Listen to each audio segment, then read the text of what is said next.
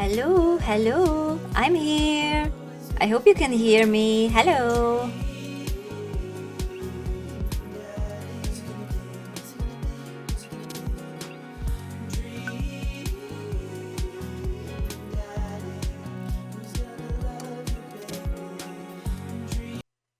Welcome. You've got dads. Okay, just a second. All right. Hello, everyone. So, I didn't stream much, almost nothing, the past 2 weeks, I think.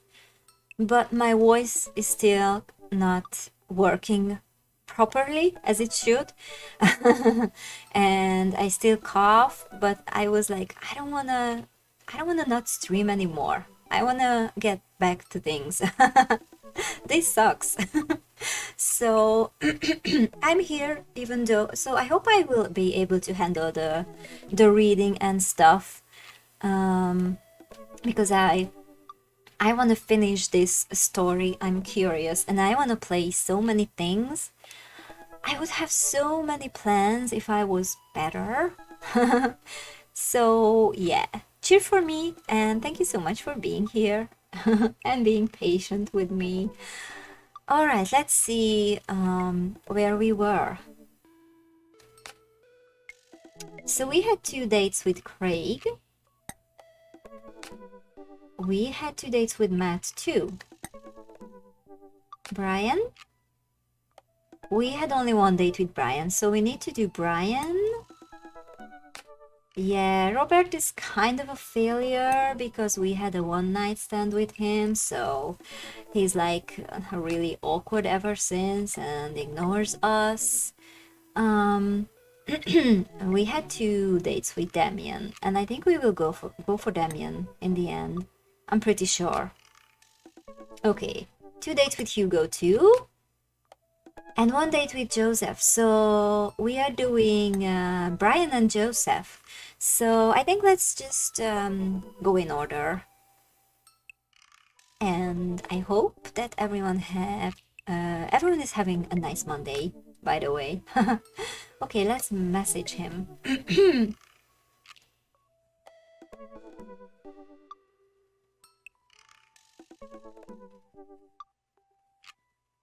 This screen is always so bright.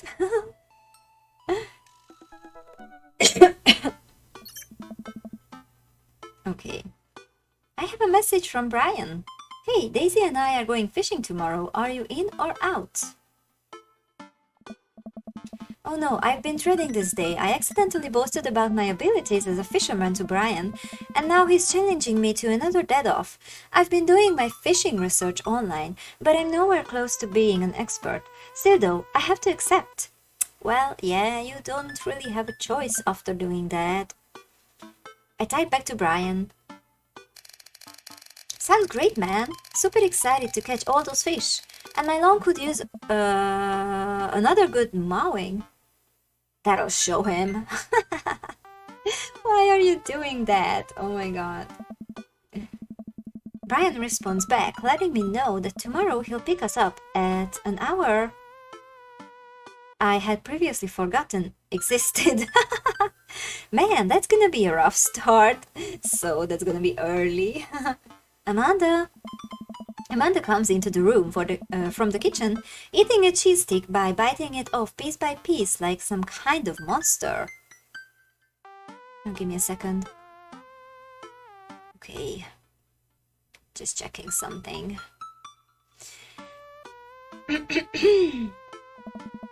I didn't raise you like that.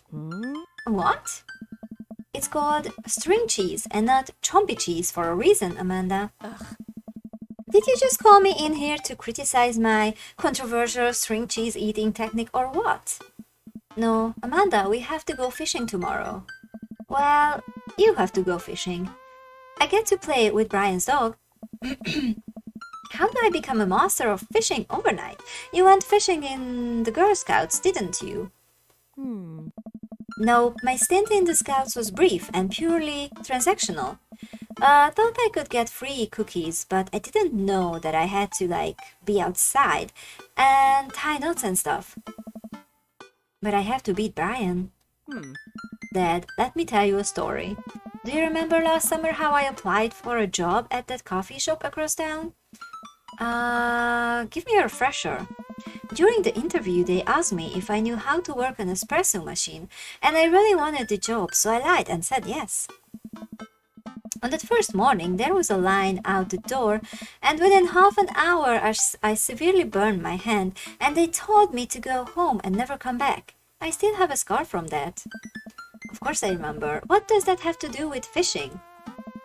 The burn is a metaphor, Dad. I don't get it. You can lead a horse to water.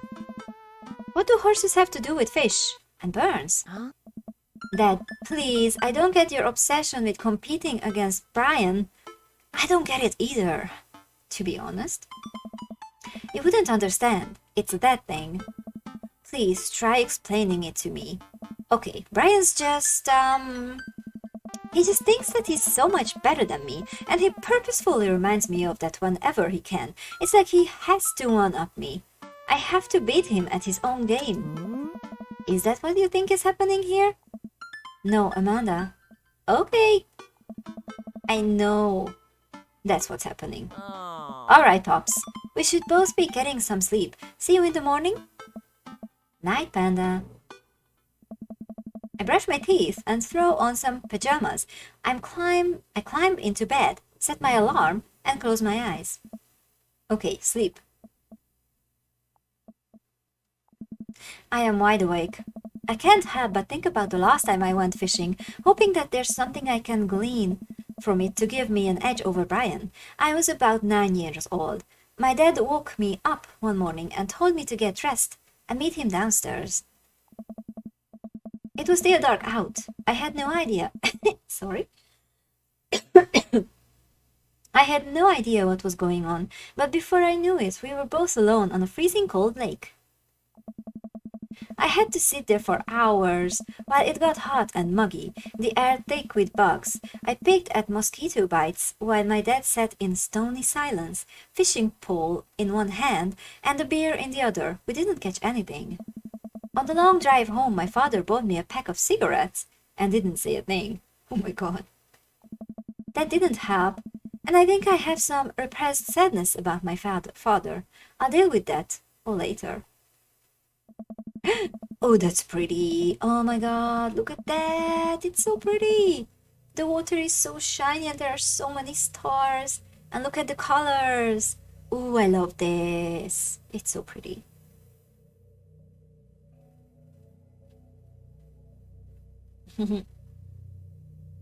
My tea is purple too because I'm drinking some herb tea, some butterfly pea tea, and it's originally it's blue, but I put some lemon in it and it made it purple. It's so cool. Okay. I'm sitting on a boat in the middle of a body of water. I can't see any land, but I know it's a lake. The water is placid and still. I'm holding a fishing pole. I don't understand why, but it feels like my life depends on catching fish right now. I cast my lure into the water and wait, and wait, and wait. My whole being is filled with hopelessness as I watch the line disappear into the depths below. You used the long lure. I look up and see my father, just as he looked that one cold morning. Disapproving. I'm panicking now. I pull the lure up and try to grab a different one, but all of the lures in my tackle box are the exact same. I look up to my father for guidance, but he's gone. I try casting again, but I can't hold my footing. My boat tips over and I fall into the water. Sinking further and further, I see the multitudes of fish that had been lying just below the surface, all swimming around me, as if to taunt me. One fish swims up to me. He has Brian's eyes. Ooh. You gotta use a neutral buoyancy lure if you're trying to catch trout, buddy. I jolt awake to the sound of my alarm. Ooh, what a stressing dream.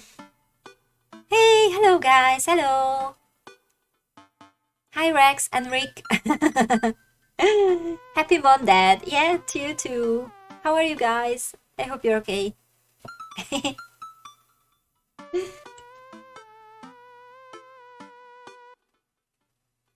We are going fishing today for start. With Brian. It's fishing day. That would explain the weird dream. I groggily slip on clothes and get ready.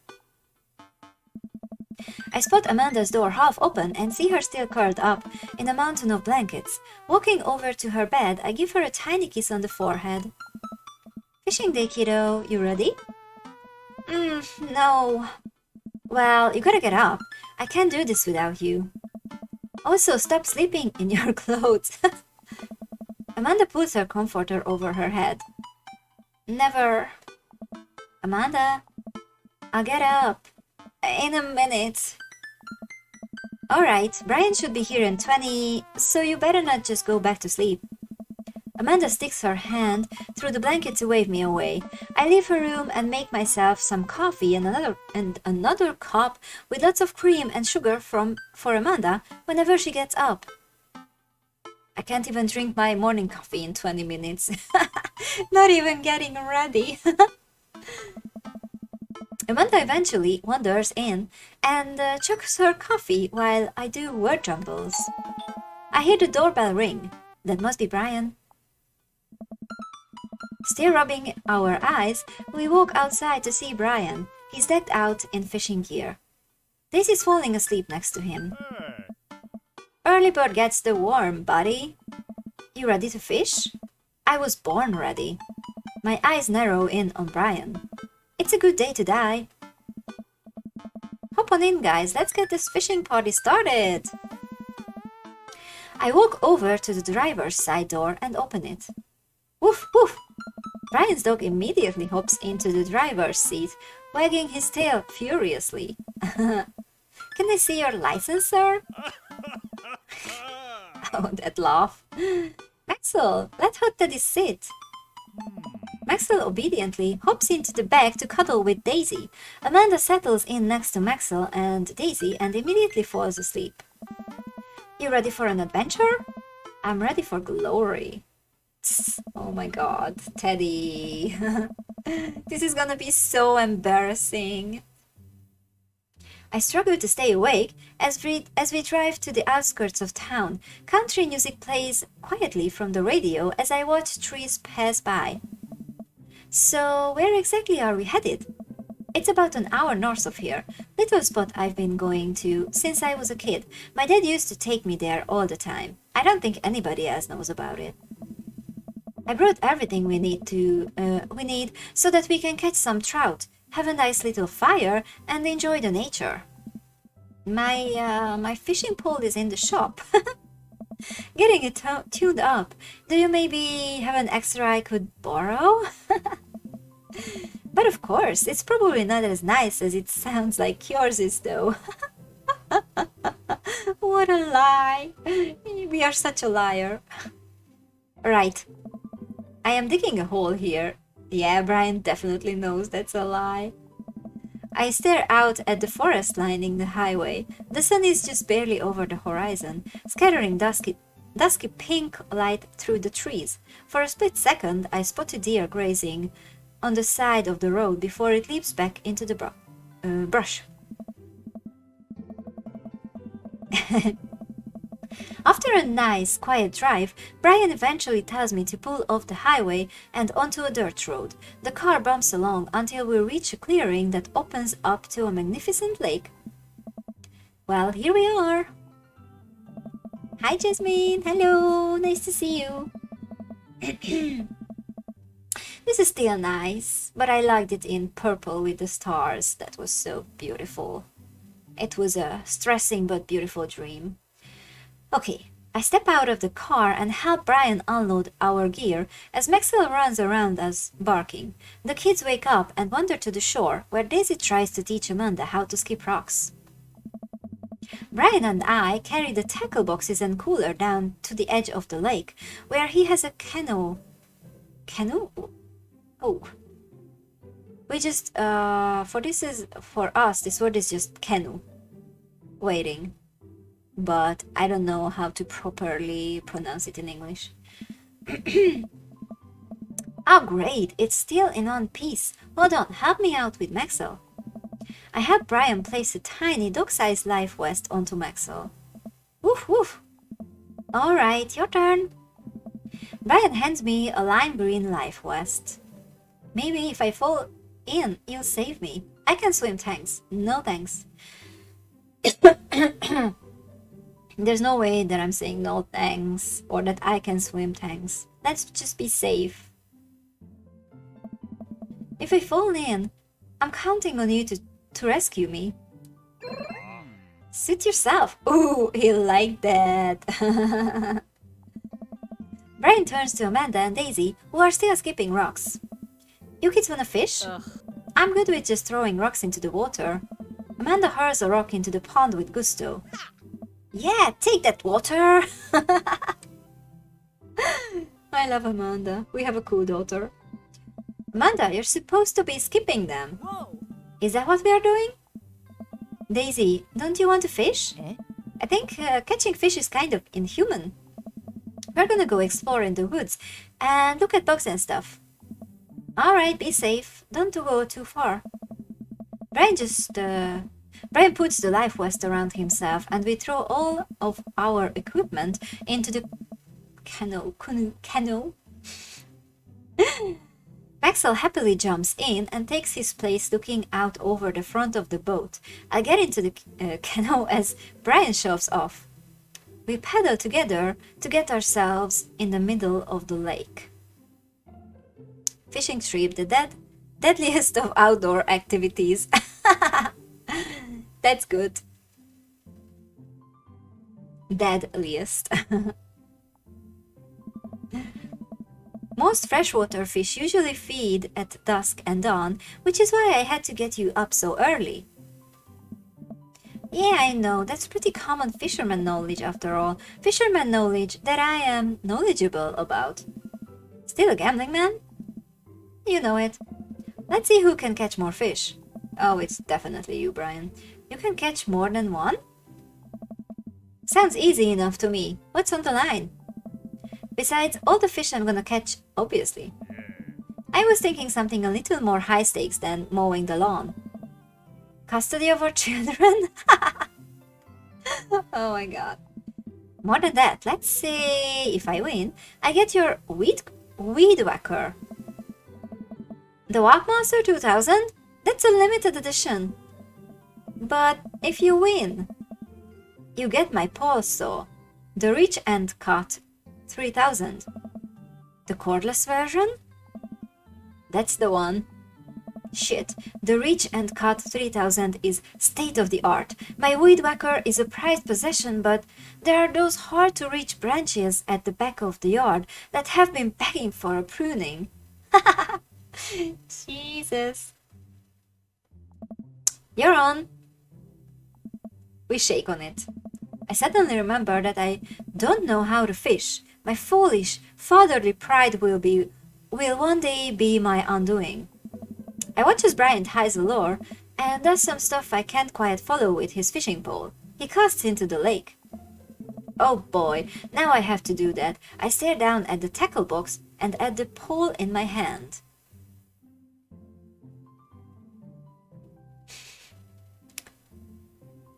It's a fish off, yeah. I don't know what these things are, Rex. I never had these. Funny names. Okay, put some bait on the hook, insert the fish, stretch before physical activity. I'm gonna insert the fish? That sounds so funny.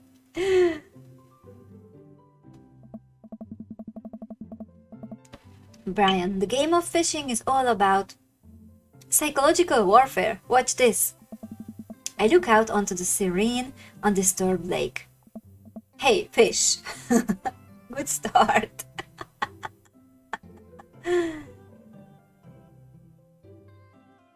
You're making most of them up anyways. You don't really go fishing. Yeah, me neither. Whoa! Fuck you. Oh, he didn't like that. Oh, I didn't mean to be this rude. I thought that it was gonna be funny. Ah, you gotta be like being serious about fishing? Ah, I thought it would be like some light joking. Well, fuck you, fish, I guess. Well, I turn my attention to Brian. No. I turn my attention, Brian. I like my version better. That will show them. Now what? Perform fish mating call. No, am I just gonna completely ruin this date because perform fish mating call? I wanna do that. Tie a knot or something, or meditate.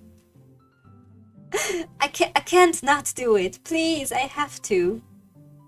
Even if Brian will hate me. I'm so sorry, Brian, but this is just too funny.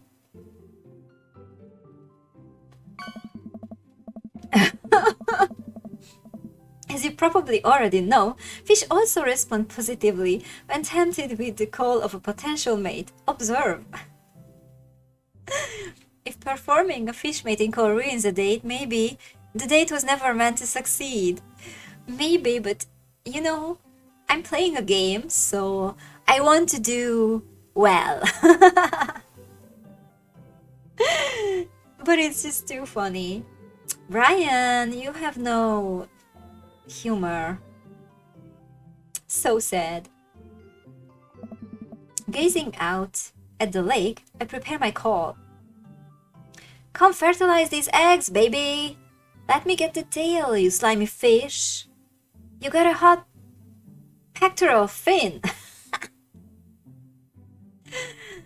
Let me see.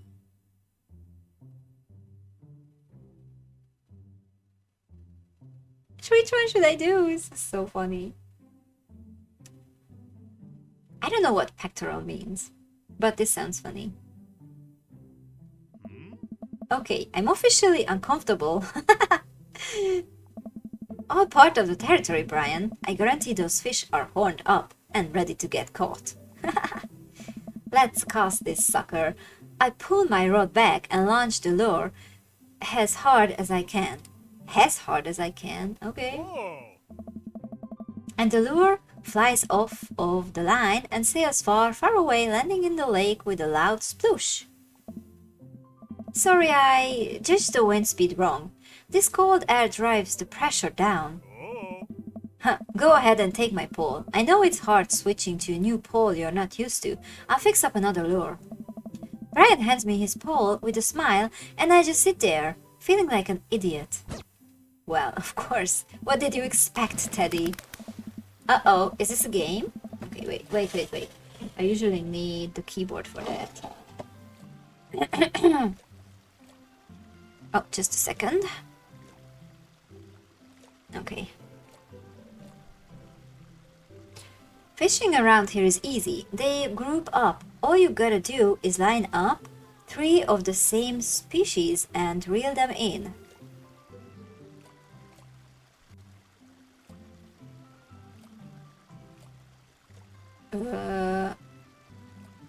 Line up? What do you mean? I can move them? I need to match 3 of the same species? Ugh, I can't tell which fish is which. Match that fish.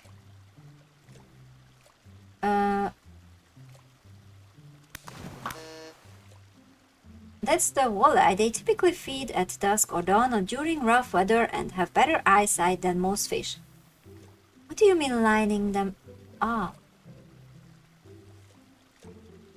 I just clicked on one.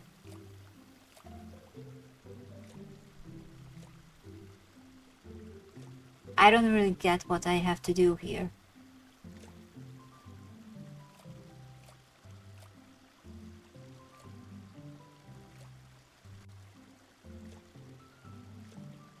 What do you mean by lining up? Now you're fishing. I don't know what I just did.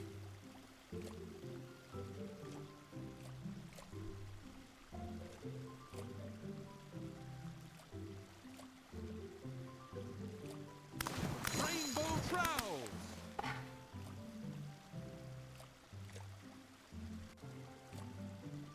So can I pull them or what? What am I? No. That's the northern pike, a sport fish that isn't great for eating due to its tough, scaly hide. Some fishermen hunt them with bow and arrow, since their sharp teeth easily cut through fishing line. So I'm not moving them, but like, I'm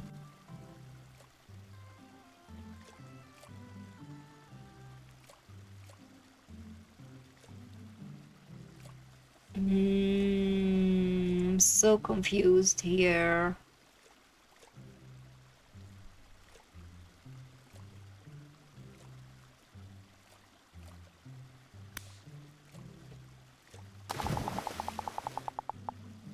I don't understand. Good work.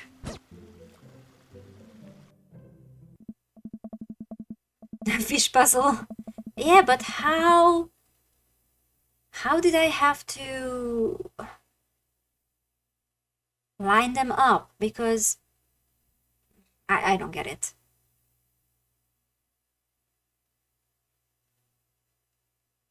That wasn't clear for me.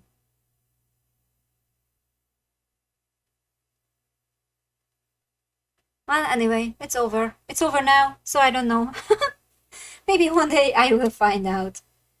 Because I did play games before where you know,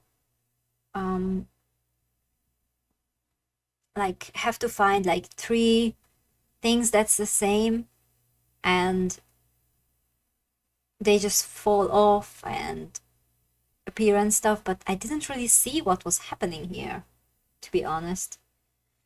Oh well. Wow, this is way tougher than I thought. I look over to Brian, who's smiling and obviously enjoying his time out here on the lake. It's when you know when we play hidden object games and and there's a little description of the puzzle, but it's not exactly clear, so you have to figure out how to do the puzzle by yourself. And when you figured out the rules, you can do it easily. But the hard part is figuring out the rules. That felt like that right now. Sorry, I'm making excuses. I just didn't really understand what I had to do. Okay, I will crush him. Suddenly, the fishing pole jumps in my hand. I reflexively tug upwards. I think I got something big. I gotta snooze an egg. Okay. So, I think I got something big. The tip of the pole dips down repeatedly and the line starts to run. Reel it in! I finally get the fish right up next to the boat. It's a long, beautiful rainbow trout. Brian hands me a net. It's all yours. I lean down and notice that my hands are shaking with excitement. This fish is bigger than all the ones Brian's caught. That pole is mine. The entire canoe tips over with me. I find myself sinking into the lake. Oh my god. I should have taken the life vest. Yes, you should have. All of a sudden, I'm embraced under the water and pulled into Brian's arms. I'm finally dragged upward. Sputtering water. All of our gear floats on the surface. Maxwell doggy paddles around us in circles, having a great time. I don't know about that. You alright? Does it count as one? Ah. Well, seeing as all of our fish are now swimming safely back in the lake, I guess so. Brian laughs. Let's get you to shore. Brian and I flip the canoe back over and fill it with our now soaking wet gear. We row back to shore with Maxwell in tow. Oh, hey, hello. Once we get to the beach, Maxwell darts off into the woods. Brian takes off his shirt. Dots of lake water glisten in the sun across his strong back. Man, all the general contracting must have built that guy like an ox. I hope he doesn't notice me staring. Hey. I'm gonna get a fire going so we can dry off. Wanna hand me yours? Yes, okay. I reluctantly take off my shirt and toss it to Brian. I suddenly wish I had done more sit-ups in my life, or any sit-ups at all. Really, another thing you've bested me in. Stupid sexy Brian. I love this. Stupid sexy Brian. You might as well fry that shirt up. Seems like it's the only lunch we'll have. Hey. The day is young. We can fish from the shore. Once Brian gets the fire going, I sit and try to dry off my pants. Brian sets a couple lures out by the water's edge. You heard stupid sexy, here you are. Here you go, this is stupid sexy Brian. With a strong back and water drops glistening on his skin.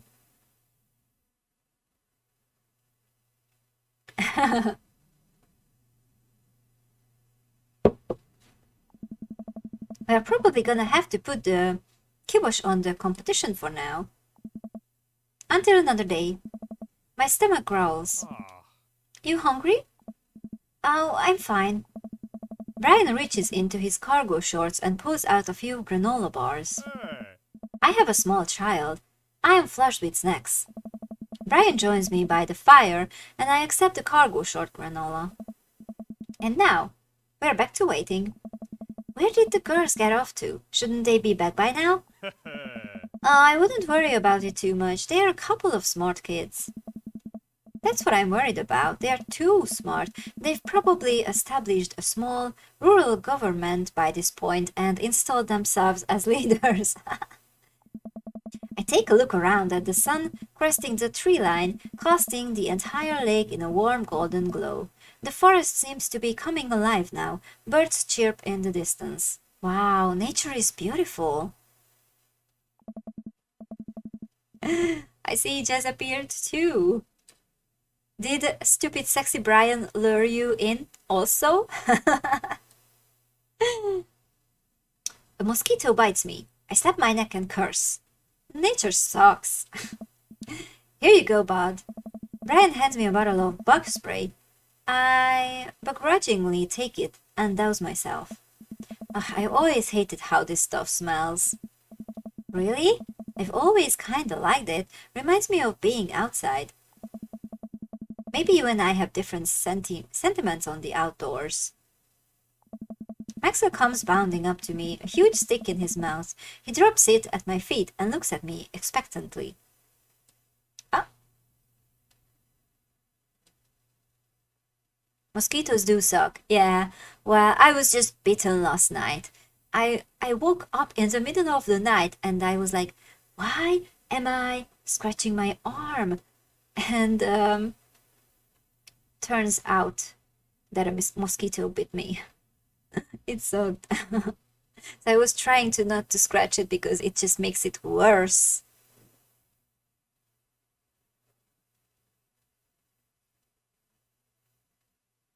Oh yeah, and I didn't even get the joke. They do suck, yeah.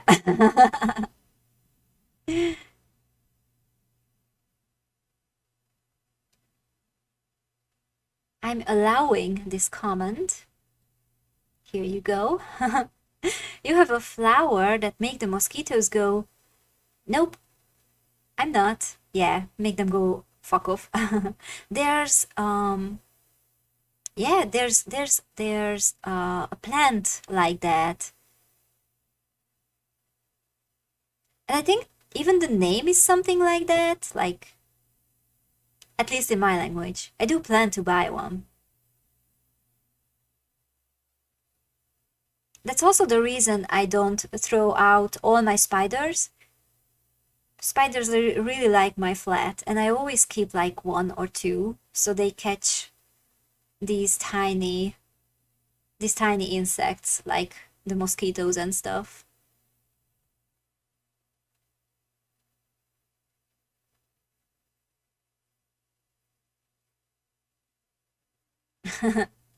He does have behind his house.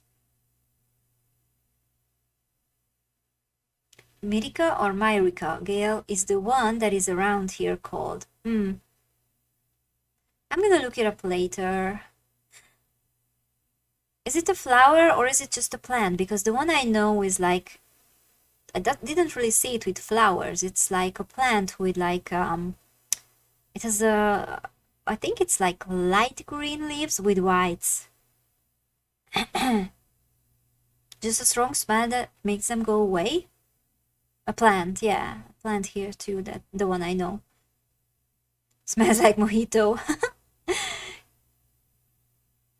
This one is rust brown and turns green. Oh wow, that's interesting. Yeah, I use like lavender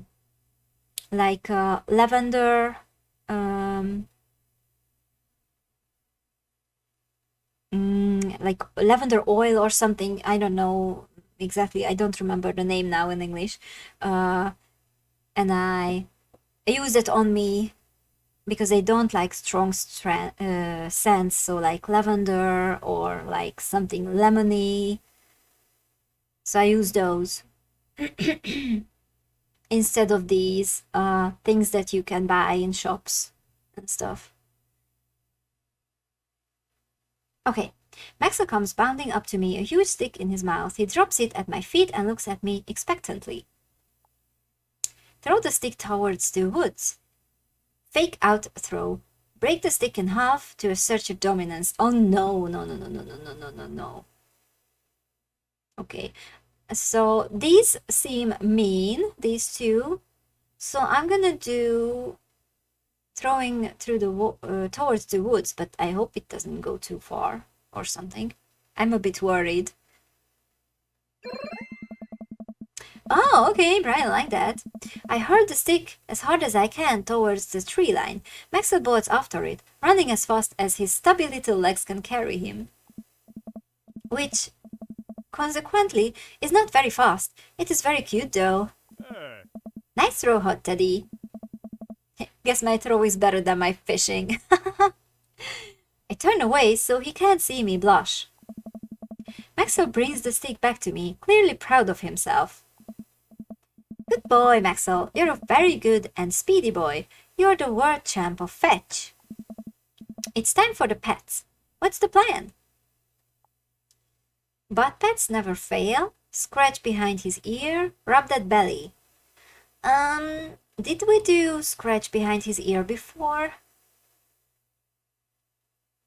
Okay, an ad is coming up and I can't snooze it anymore, so be prepared. So, butt pets or rub that belly? Let's do the belly. I don't know how animals like their butts being petted. That sounds weird. Do they like it? I never had a dog before. Let's rub the belly. Maxwell rolls over and lets me rub his belly. He wiggles on the grass, clearly loving it. Ah. I feel like a bit of third wheel here. Where are my belly rubs? Brian! Brian! You want me to rub your belly? Imagine if I gave butt pats to Maxwell. Would Brian want me to pet his butt? Okay.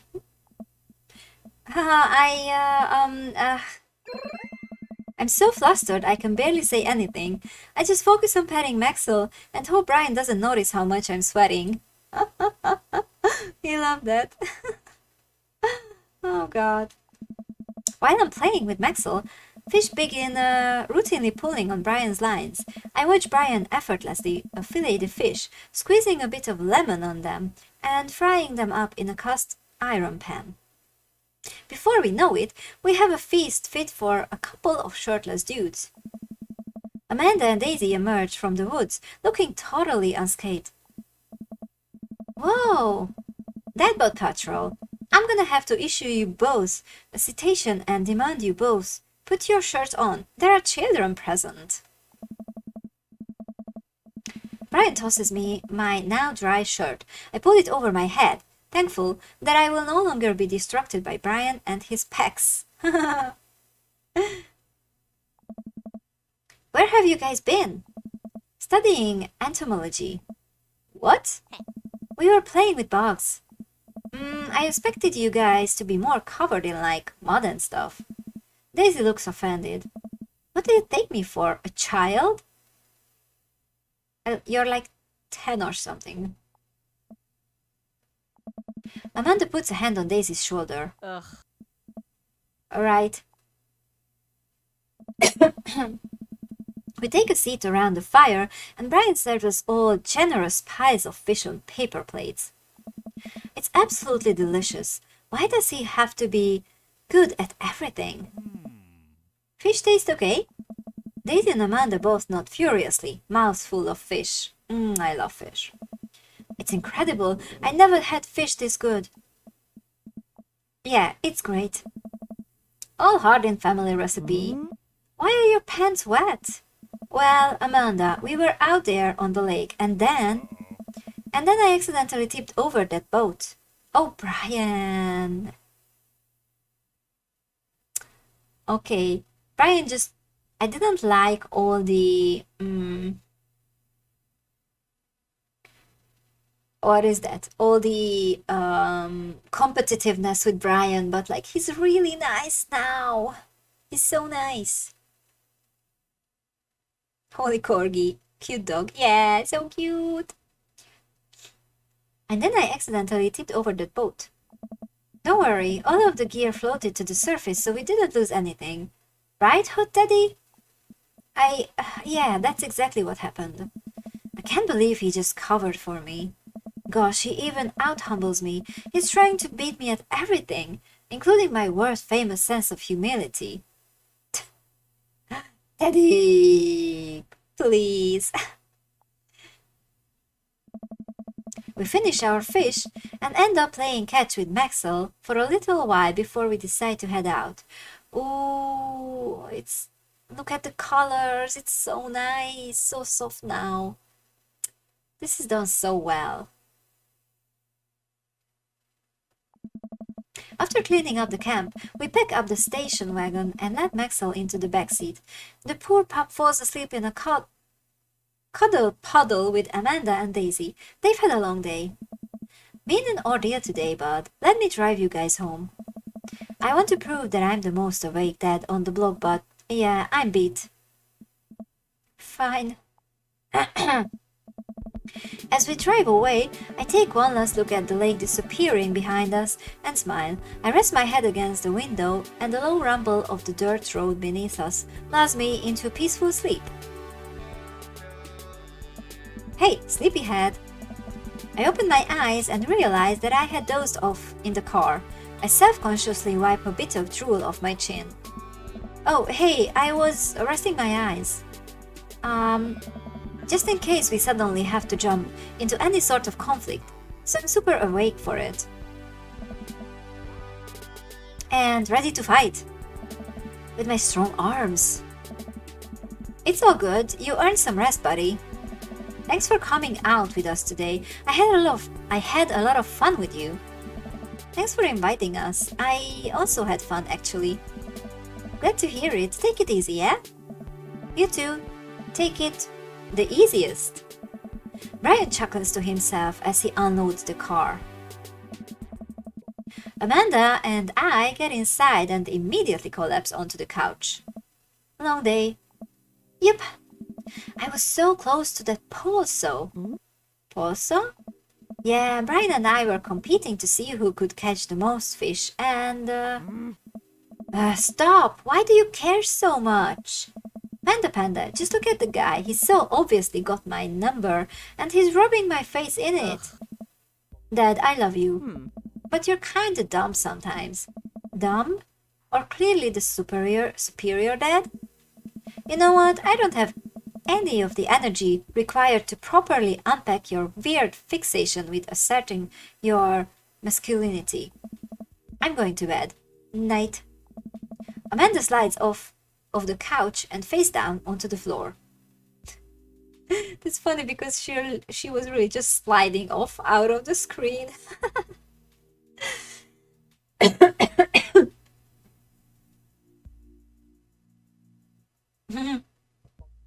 Have you seen that bird plushie? So funny.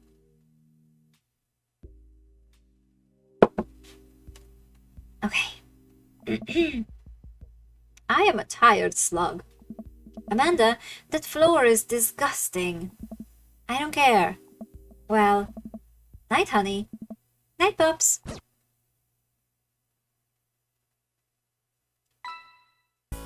Date complete.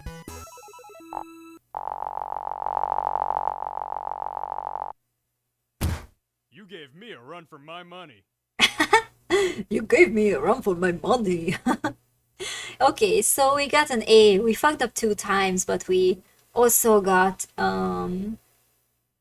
eggplants like 2 times, so we were not doing too bad. Okay. Soft boy, an achievement. Okay, so we still have Joseph for a second date, and then we did a second date with everyone. Are we not getting any side quests anymore? We didn't have any last time either. That was it? With the side quests?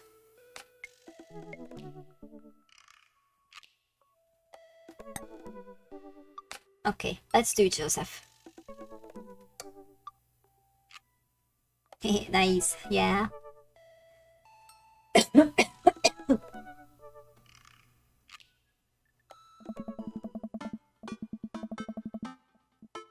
It's been a long day of clipping coupons. Looks like there's a sale on boxed brownie mix. That reminds me, I wonder what Joseph's up to. I should see if he wants to hang out. Or if he wants to go to the store with me and use these coupons. Looks like he's online. Hey Joseph, wanna hang? It takes a moment for Joseph to respond. Hot Teddy, hope you finally recovered from your brownie-induced coma. And I know I promised you a fun hang, but tonight I'm actually chaperoning a youth group mixer. Amanda's invited, of course. If you're not doing anything, you should come. Oh, that sounds nice.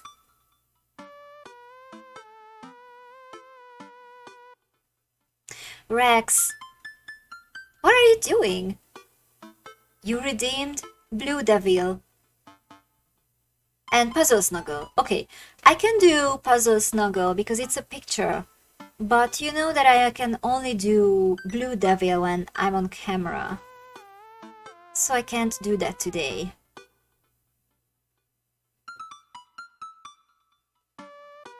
So... You're just being silly? Okay, that's okay, but next time when I'm streaming with a cam and you're here, remind me that I have to do Blue Devil, alright? Feel free to remind me, and I will do it, but I can't do it now because I don't have a cam. I'm not prepared for cam. Okay, let's see where that picture is.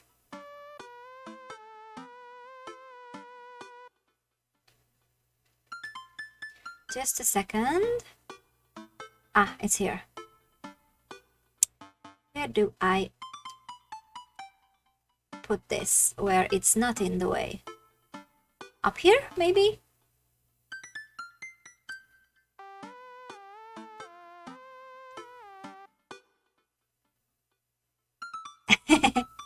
Well, thank you for redeeming it.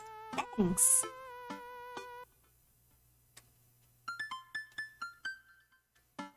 Okay.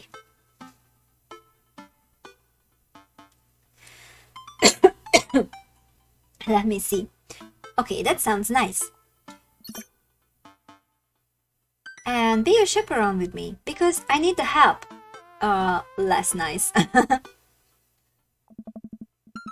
I think for a moment, I'm a little bummed out, of course. I suppose I just wanted some me and Joseph time. Maybe to get to know him a little better. Ah, what the heck, my friend needs my help. I type back. Buddy, if you need me, you got me. Just tell me where I need to be tonight. Joseph lets me know the details. It starts pretty soon. I should get ready. I knock on Amanda's door and peek in. Hey Amanda, I'm about to head out. Yeah. Where are you off to? Are you gonna go extreme couponing? I'm actually gonna go chaperone this youth mixer dance thing that's happening at Joseph's church. He says you're invited, but if you don't want to come, I'll cover for you. You know what? I'm down. Maybe I can make some new friends. That's a good attitude. But I'll have you know that I'm mostly doing this for the potential of free food. Thank you, Amanda. You get 4 daughter points today. Can I trade them in for a daughter lava lamp? Sorry, you only have enough for a daughter spider ring, or some of those daughter plastic jumpy frogs. I like those things. They try their hardest. It's inspirational. I love their conversations. They're fun together. They're so in sync most of the time. Okay. Sometimes this reminds me, sometimes we just do some dumb, stupid things with my brother, and our mom just looks at us and she's like, "You're so weird."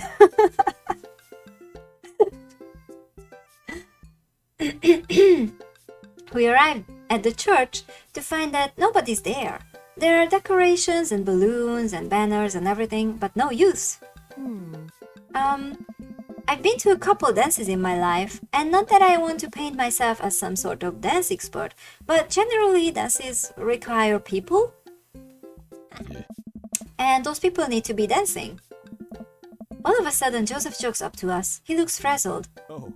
You're here, I need your help. Joseph gestures to the hand-painted banner hanging above the church doors. It reads, Jesus is...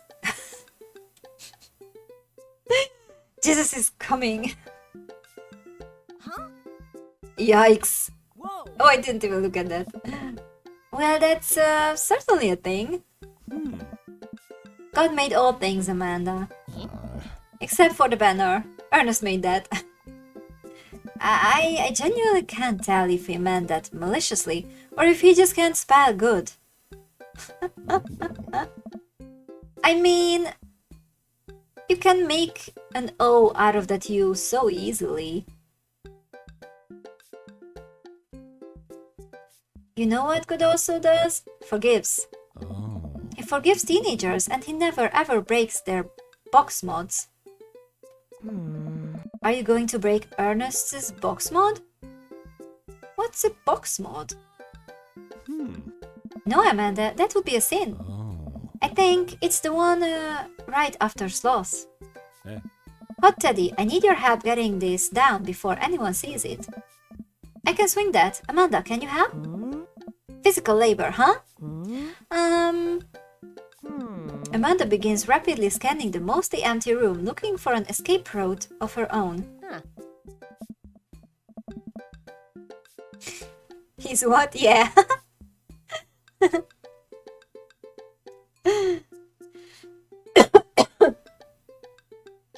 I have to go set up the food. The food's already set up. I'm gonna do a final inspection pass on the food. You make sure it's up to code. I'm gonna eat your food.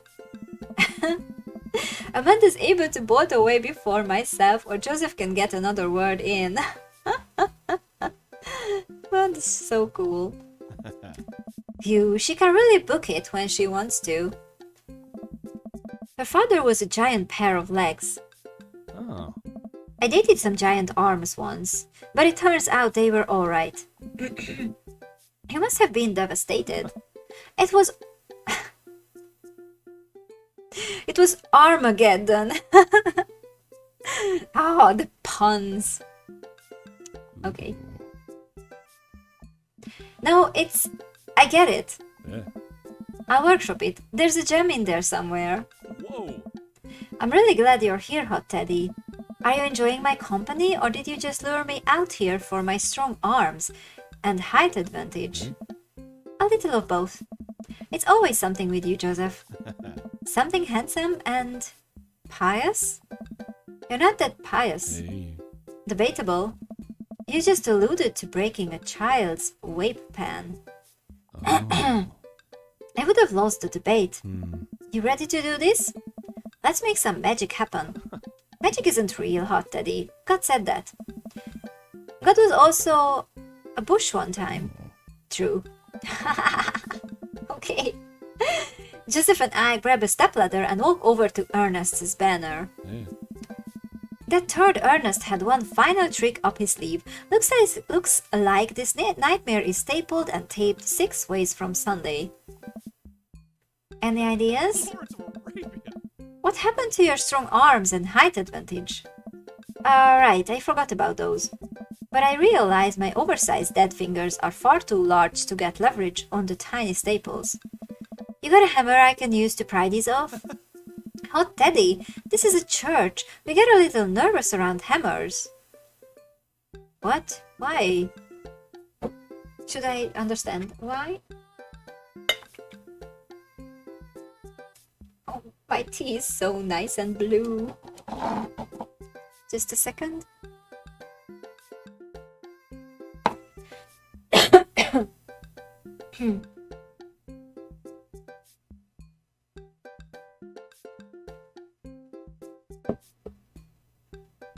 Okay.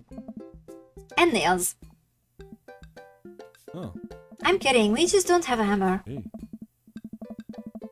This is so funny because just yesterday I got a hammer. I didn't have a hammer before. And I was at my parents' place and we were talking about presents and stuff. And I was like, I want a hammer because I don't have a hammer. And my dad gave me a hammer. But it's pretty old and rusty. But we have to hurry. The youth will be here any moment and I'll never hear the end of it if we don't fix this. Wait, I have an idea. I run to grab the marker that Ernest used to draw this thing and jump back on the ladder. We can't get it down, but we can send a different message. I only got one shot here. Let's do this right. Jesus is coming? Jesus isn't coming. Jesus is coming. Okay, Jesus is calming. But like... Oh, whatever. That's good. I'm able to turn the U into an A and an L somehow. It's a little tight, but it works. Well, that's true, I guess. Bask in his calming presence, Joseph. Relax. Crisis averted. Let's just hope the youths don't notice. Joseph checks his watch. Oh. The DJ should be here by now. Just then the doors swing open and the man struts in with his DJing equipment. Oh, what was his name? I don't remember. Oh, Cracker Barrels! Wait, you're not the usual guy. What happened to Ivan? Ivan knew exactly when to play the Cupid shuffle. Hey! Well, Joseph, let me tell you, this guy is kind of awkward. Yeah, Spin Master Quim. Hey, I am not Ivan. Ivan sold all of his DJ equipment to backpack through Europe, so I'm filling in for him. That's the good I do envy him though. What I would give to drop everything and start over. Haha. Isn't this the trivia guy? Yeah, he's the trivia guy. Beat him up? Why do you want to beat him up? We were saying, didn't you guys like him? Like he's kind of sad and depressed, but he doesn't have bad intentions. Rex.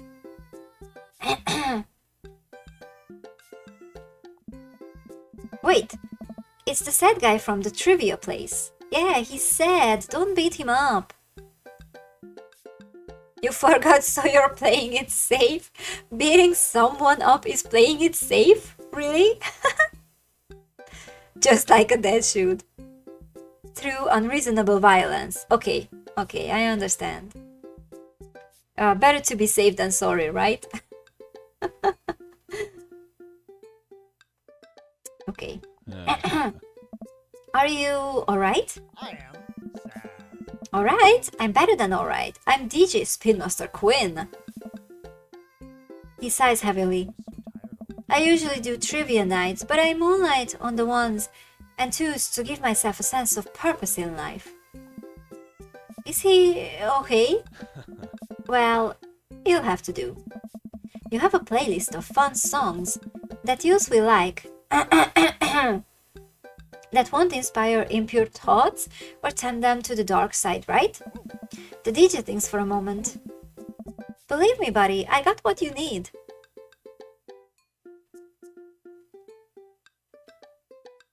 You can leave for now, Trivia Man.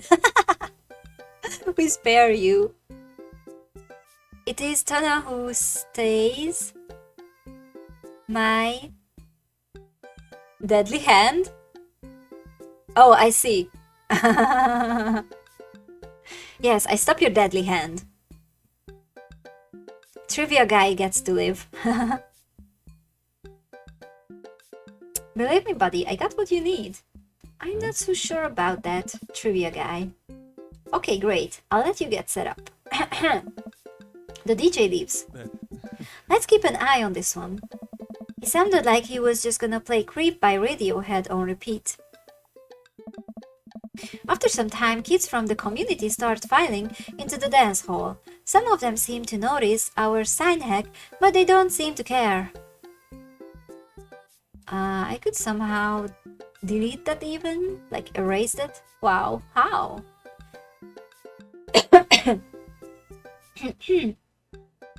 I love the balloons, especially these pink and what is that? Turquoise or something? They don't seem to care. Okay. Most of the kids group off into tiny clusters, standing in circles and casting sideways glances at the other groups of teens. Man, I do not miss being a teenager at social functions. Hey, party people! Everyone in the room turns their attention to the DJ. DJ Spin Master. DJ Spin Master Quinn coming at ya with the sound that people want. We are off to a good start. All right. This next tune goes out to all the ladies in the audience. Ladies, let me hear you say, yeah!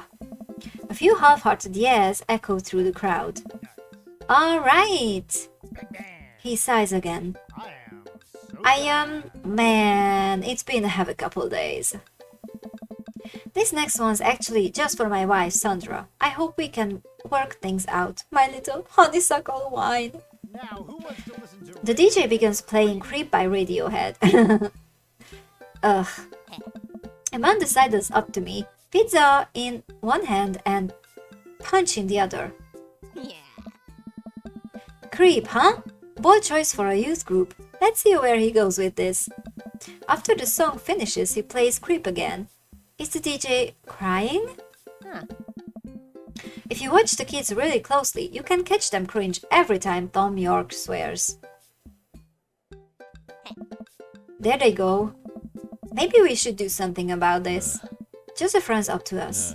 He's killing the vibe. They're listening to swears. Sad swears. We have to do something. You guys should try to give him a pep talk. Maybe work him up to Everybody Hurts by Ram. Oh yeah, I remember that. But Ram is really... That's a really sad song, right? Or at the very least, No Rain by Blind Melon. You wanna help us cheer him up? Actually, I just saw my friend Federico. Federico? He's from Latin. I didn't know you were taking a Latin class. I'm not. So he's from the country Latin? Oh. Yes, it exists. Don't Google it. You can go, Amanda. It's fine. And she's gone. I'm so Joseph and I make our way to the DJ booth, where Spin Master Quinn is having a quiet cry. Hey, bud.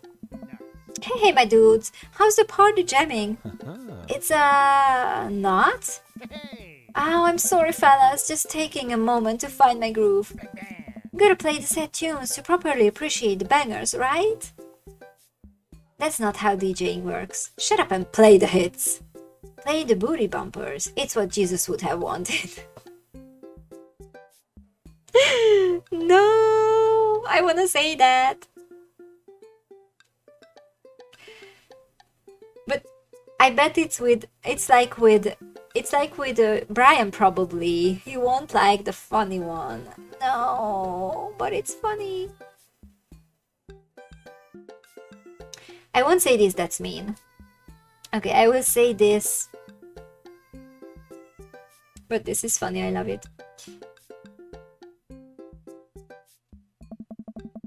Now, stop me if I'm out of line here, since I've never been a DJ and don't have any current plans to become one, but I don't think that's how it works. The kids came out here to have a good time. You gotta cool it on the sadness. Yeah, that was the good choice. Hey, buddy, if it's problems you're having with... that's the Joseph leans in close to me. What was his wife's name again? Oh god, why is my memory so trash? It was like a few minutes ago. It wasn't Susan, it was Sandra or Sandy. Was it Sandra or was it Sandy? Do you remember? I think it was Sandra, maybe.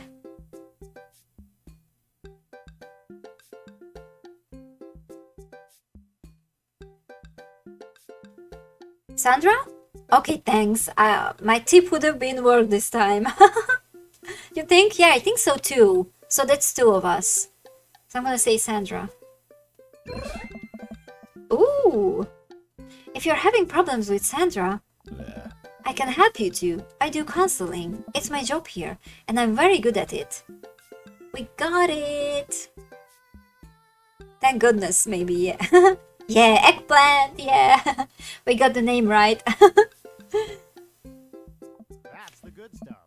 Oh, I don't know. Oh. I can tell that you're hurting. Nobody voluntarily listens to that much Radiohead on repeat unless they are really going through some tough times. Trust me, I know. Oh, cracker. Joseph places a hand on Spin Master Quinn's shoulder, who immediately collapses into Joseph's embrace, crying quietly. Oh. There, bud. It's gonna be okay. My feelings hurt. Thank you. I'll put on some dance hall anthems. Huh? You're the best, Spin Master Quinn. With yet another crisis averted, Joseph and I return to the dance floor, where Amanda's waiting with an ice cream cone. Hey. They have ice cream here. Good work, Amanda. How's it looking out there? Well, for a dance, there's not a whole lot of dancing. Looks like people are starting to bail, though. This is a disaster. Don't be so hard on yourself. This ice cream? Top notch. I'm sorry for dragging you into this hot teddy. You and Amanda, you should just go home. I'm not gonna make you stay here for the train wreck. I mean, we just fixed the music. It's gonna be okay. It's not a disaster. We can still fix this. We can, I suddenly realize what we have to do. Amanda, get out. Get out of here. I don't think you're gonna want to be here for this. Or be seen with me after this. Huh? Oh god, you're not going to... I throw my car keys to Amanda. I'll get a ride back with Joseph. Just remember me as I am right now. Not as what I'm about to become. Amanda nods. Nice knowing you, Pops. She runs out the door. Oh, Kirk Douglas. Joseph, I'm gonna turn it up on the dance floor. With luck, we can get these youths into it as well. Are you in or out? Eh. Joseph stares at me. He knows what has to be done, as much as I do. Yeah. See you on the other side? See you on the other side. Joseph and I walk out onto the dance floor in the middle of the room. The youths all stare at us, unsure of what we are doing. Time to get our groove on. Let's start them off easy and work our way up to the more technical stuff. Okay. Start with the lawnmower, roll the dice, the worm. Oh, that sounds like too much. Roll the dice? Lawnmower sounds fun. Let's start with the lawnmower. Alright, let's restart with this baby. I start lawn mowing the dance floor. Oh. Joseph seems to respond to that and decides to mow another patch of grass on the dance floor. Oh. That's the stuff. I look around. Well, it looks like we've got everyone's attention. Alright, Hot Teddy, let's turn up the heat. Shopping cart, sprinkler, or running man? Sprinkler sounds fun. I pull out the classic, hand behind head, pointer finger out. I point at and make direct eye contact with several of the youths in the room. I think that makes them feel uncomfortable, but I push past it. Spicy? I don't really know these dances, so I'm just blind guessing, basically. Oh. Joseph understands. He must water the lawn. We just came off the end of an imaginary drought and the grass is dying. Don't worry, imaginary grass. We got you. I look around to the youths. They are getting into it.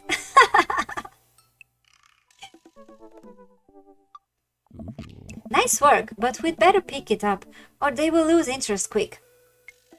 Cabbage Patch, the windmill, or hammer slide? Okay, I'm gonna drink a little tea. If you're quick enough and want something, I'm gonna do that while I drink. So, Cabbage Patch, the windmill, or hammer slide?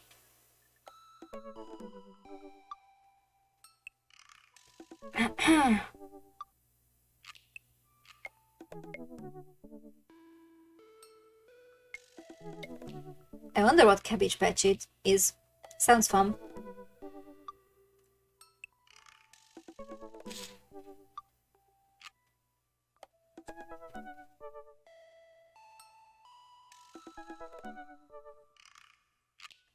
Okay.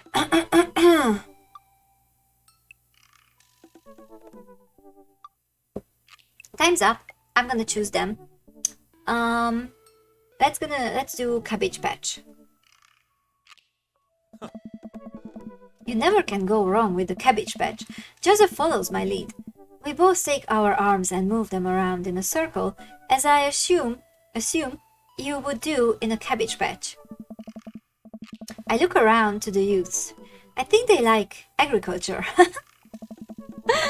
They are not looking too lively yet, but we can still turn it around. Moonwalk, better churn, attempt twerking. No twerking. I don't know what butter churn is. Let's do the moonwalk. I start sliding my feet backwards. I can't tell if this looks good or not, but I think these kids have seen enough people doing moonwalks that they understand the general concept. Joseph makes a moonwalk attempt as well. Surprisingly, dude pulls it off flawlessly. I look around to the youths. They are cheering. Alright, time for the big finish. Attempt an unrehearsed backflip. Oh god, no. Lift Joseph up Dirty Dancing style. No. I mean, I don't think we are strong enough for that. We are not very athletic. Or death drop. What's a death drop?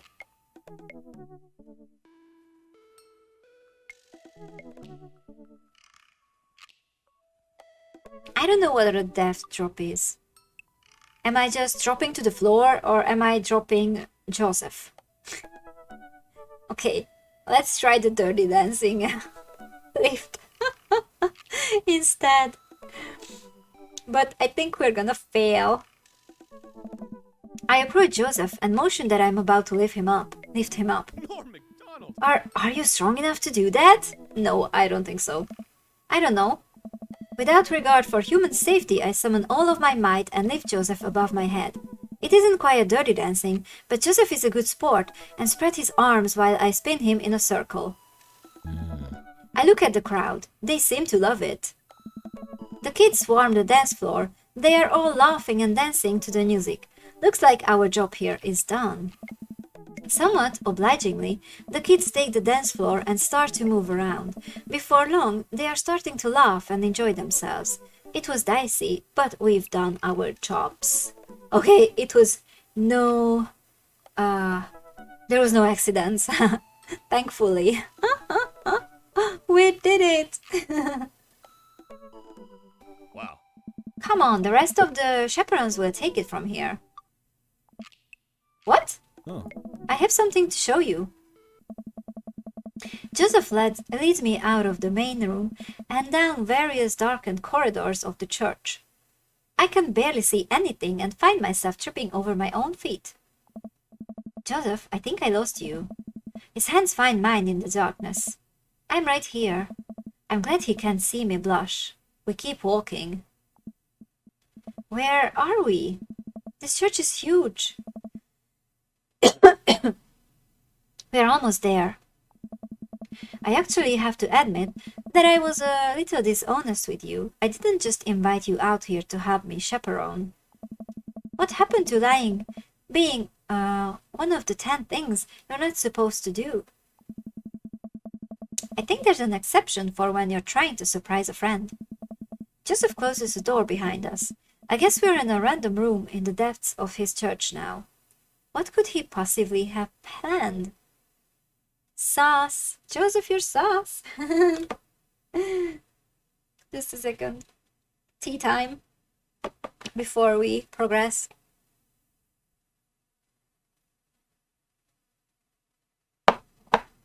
Okay.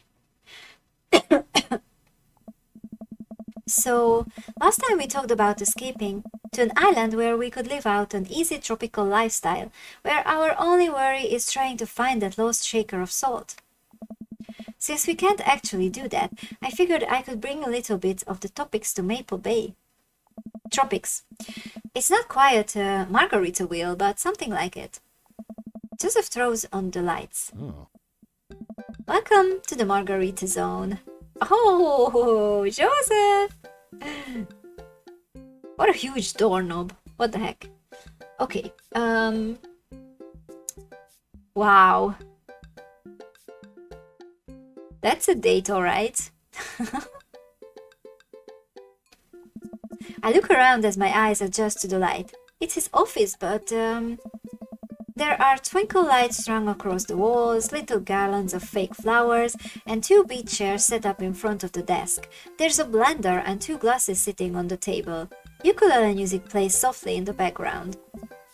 Joseph, this is amazing. There's no pop tops to step on here, buddy. You did this for me? Joseph takes a seat and gestures for me to do the same. Oh. I did this for us. I think we've both earned it. I settle in while Joseph pours us both margaritas. You really went all out. These are not virgin margaritas, right? That's a bit weird while you're, like, chaperoning kids or something.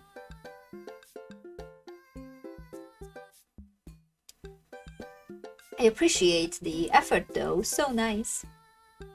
Wow.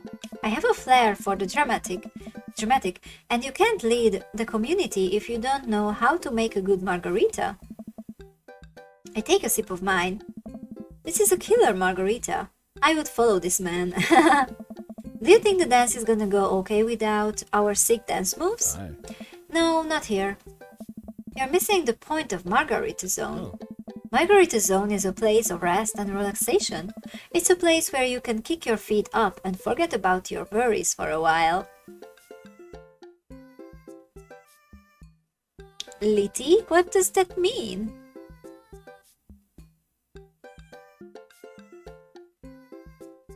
What does that mean, Rex? Sorry, I don't know what that means.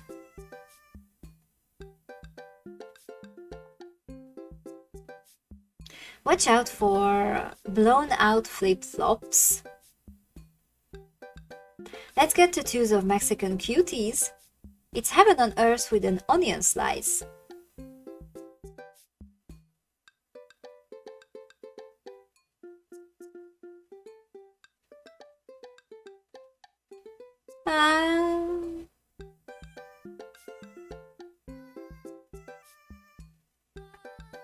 Litty? Lit? Like exciting or festive and fun? Oh, okay. I heard lit before, but not litty, not that way. There are so many references in that game that I don't know, like... I know what flip-flops are. I don't know what blown-out flip-flops are. What does heaven on earth with an onion slice mean? I mean, I love onion.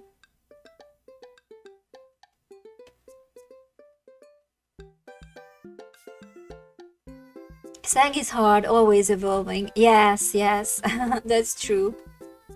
I'm gonna choose this onion slice option. Yeah. Oh, he didn't like that. I think that's cheeseburger in paradise. Oh well. Oh, right. I'm just now realizing that I only know 2 Jimmy Buffett songs. Ah. I'm gonna have to revoke your debt card for that one. Joseph gestures to the makeshift island bar he's made. Oh, yeah. You know, it's funny, this reminds me so much of when I was younger. I've been meaning to ask, what did you do before you started preaching? It's uninteresting. I left home young and got into a lot of trouble. What kind of trouble? Trouble meant I got to go wherever I wanted, whenever I wanted. I hitchhiked around the country, went on adventures, met all kinds of people, did some stuff I'm not too proud of. But I was young and in love, and I didn't have to answer to anybody. And now I host fundraiser, car washes, and take the kids to soccer practice on the weekends. Sorry, I don't mean to get heavy here. It's okay. It seems like you spend a lot of time taking care of others, but not enough time taking care of yourself. If you need to talk about it, I'm here for you. Joseph stares deeply into the blender filled with ice and margarita mix. Oh. It's just, I think about Margaritaville a lot. Or I guess the concept of it. A place where I could strum on my 6th string while I wait for the shrimp to boil, drink margaritas all the time, forget my worries. It's an easy life.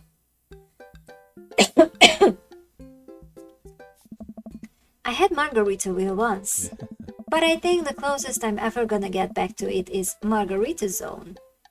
A short and occasional reprieve from daily life.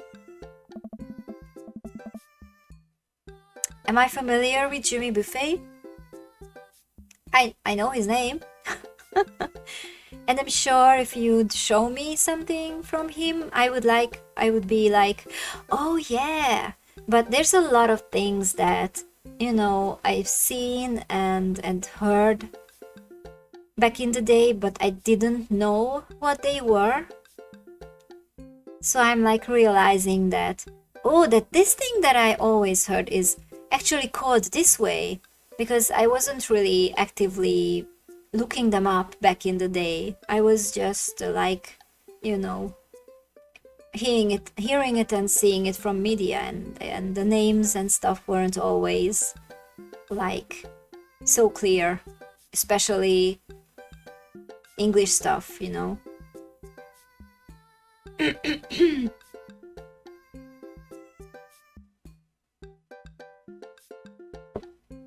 So, is that such a bad thing? This is pretty nice.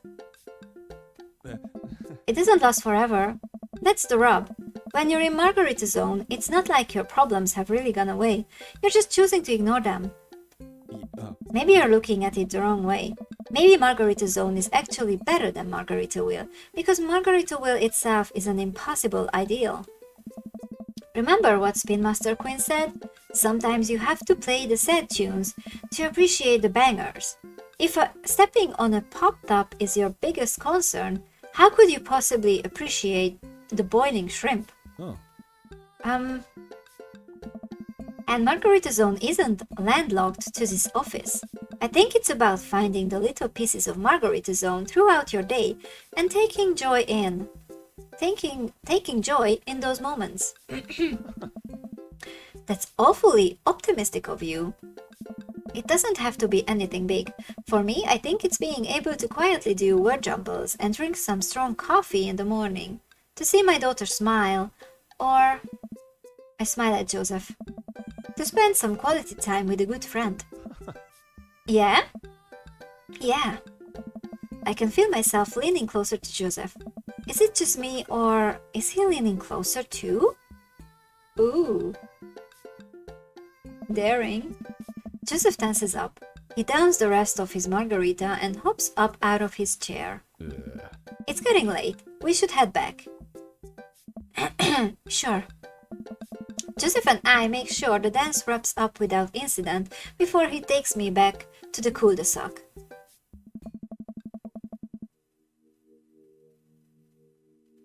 You were just curious? Seems like relevant reading to this guy's story. But no problem. Yeah. There's a lot of references in this game that I don't know. So, I often get confused with these choices. Yeah, ooh la la! That was something. Especially with a married man. I hop out of Joseph's car before he pulls into his own driveway. Oh. Thanks again for the help. Thanks again for Margarita Zone. Maybe we'll go back there one day. If we do, it will be my own damn fault. Joseph chuckles and drives away. So funny, laughingly just sliding out of the picture. I walk into my living room to find Amanda curled up under a blanket and groaning on the couch. Hey Panda, you feeling okay? Dad, I have a tummy ache. Oh, did you eat too much ice cream? Oh, I want to eat ice cream for days now. Eat too much youth group food? I drank too deeply from the well of life, and now I pay the price. And by well of life, I mean that big lukewarm punch bowl of seltzer, juice, and sherbet. Sherbet? I don't know. Amanda slides to the floor with an elongated groan. Need anything, kiddo? A time machine that goes back approximately 2 hours in the past so that I can warn myself of the folly of excess. I'll pour you a glass of water. Love you, Pops. How did the dance go? Oh, I crushed it. Got the kids on the dance floor at the expense of my dignity. A fair trade. Also, everything hurts. I'll see you in the morning, kiddo. Night, Dad.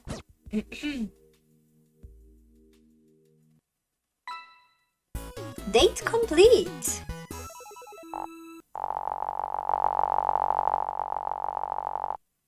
Thank you so much. And that's an A. Yeah, we got a black cloud. So, it wasn't a super date. Just an A date.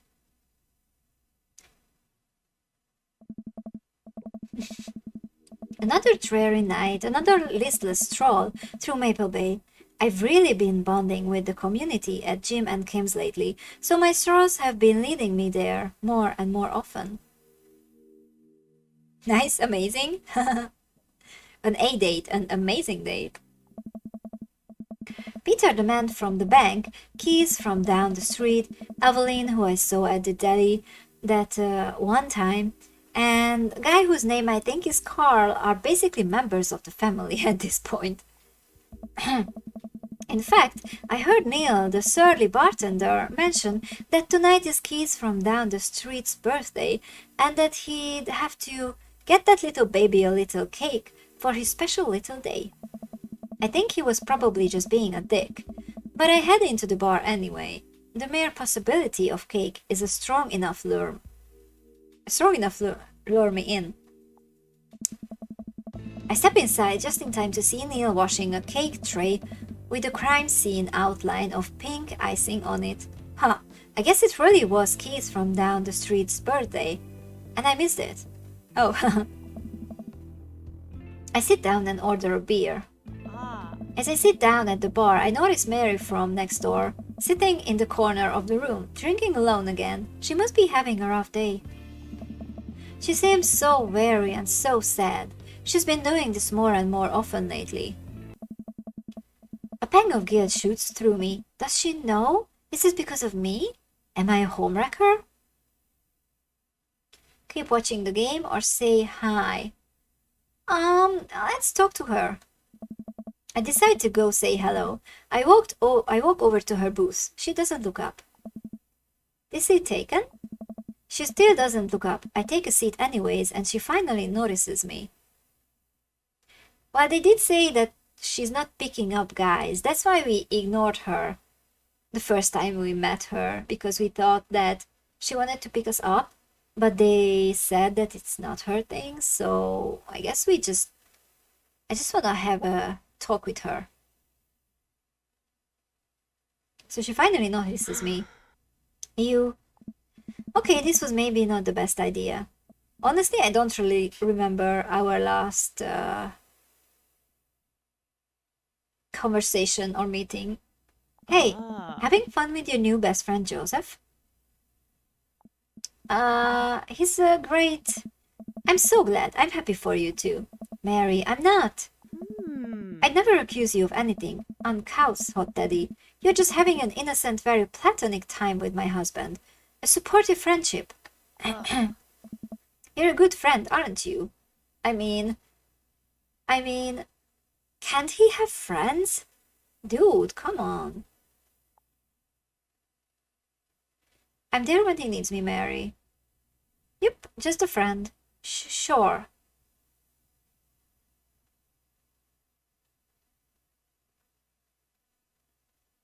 What the fuck should I say to this? So we don't want to romance Joseph anyway, because we are going for Damien. So I think it's fine to say just a friend.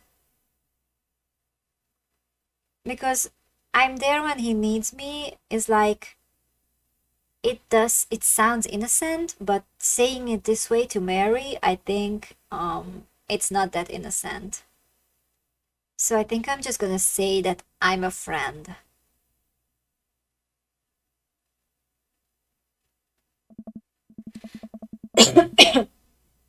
That's funny. Joseph usually likes his friends to at least have a spine. Why, what did I do? Come on. We can't all be as blunt as you are, Mary. So you're an expert on my marriage now? It doesn't take an expert to see that you two are miserable. I'm not trying to be an expert on your marriage. I'm sorry. Let's say sorry. I can tell that you're having a rough time, and I just want you to know that it doesn't have to be like this. I don't want any hard feelings between us, Mary.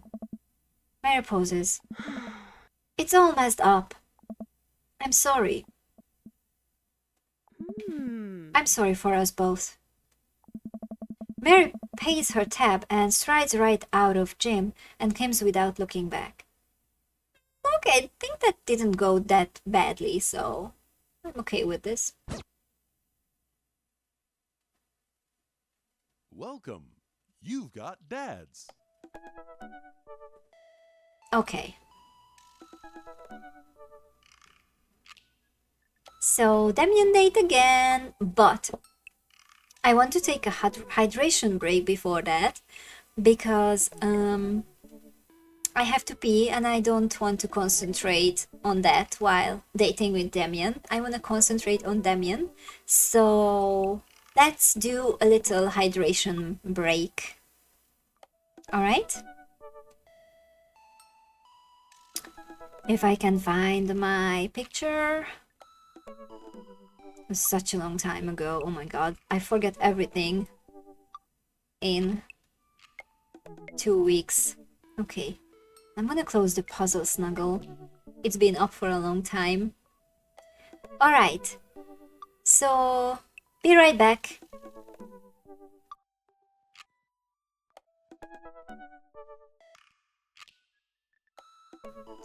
Okay, hello, I'm back.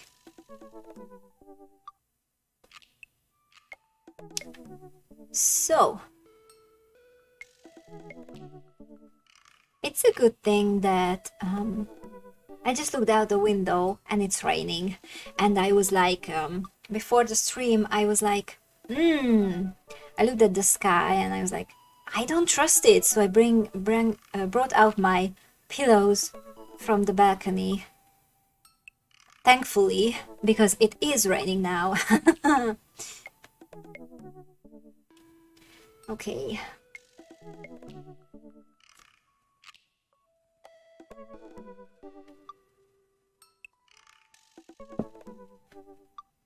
So let's message Damien.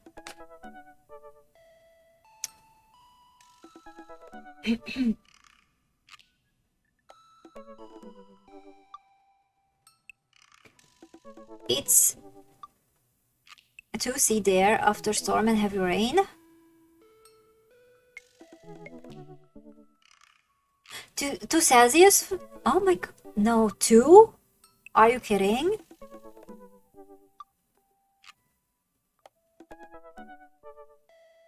They said that it's gonna be colder tomorrow, but like not that much. Holy shit. It was still t-shirt time today. We were on the sun in t-shirts and stuff. And they did say that it's gonna be cold tomorrow, but 2 Celsius? Are you kidding me? That's crazy. Oh my god, everyone's gonna have headaches and oh my god. Yeah, it was 21 on Saturday. It was like 20, around 25 here. That's such a huge drop. Wow.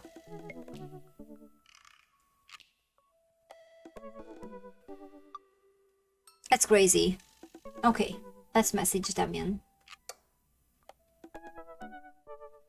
You know what they say about third dates? They get pretty serious. You might not have the time to browse that book for a while. Are you ready?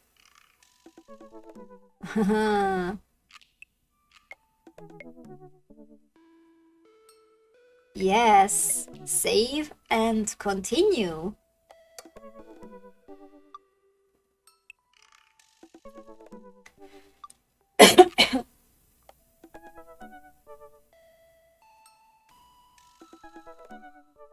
It's vampire time!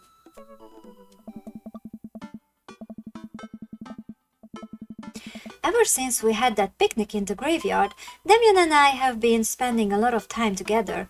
We go on nighttime strolls pretty regularly. Oh, that's not our third date then. He was so impressed with the first letter I wrote him that he insisted we only communicate by post instead of through that book. I initially protested, but he gave me one of his old signet rings to use as a seal for my letters, and I just couldn't say no. Hanging out with that ghost dad again? Please, Amanda, you know his name. And yes, be honest with me here, Pops. Is he actually a vampire? I remember you inviting him into our household that one time, and I've seen The Lost Boys, and I honestly would have preferred trying to see if he could have walked through the threshold of our home under his own power. I mean, he can be out on the sun.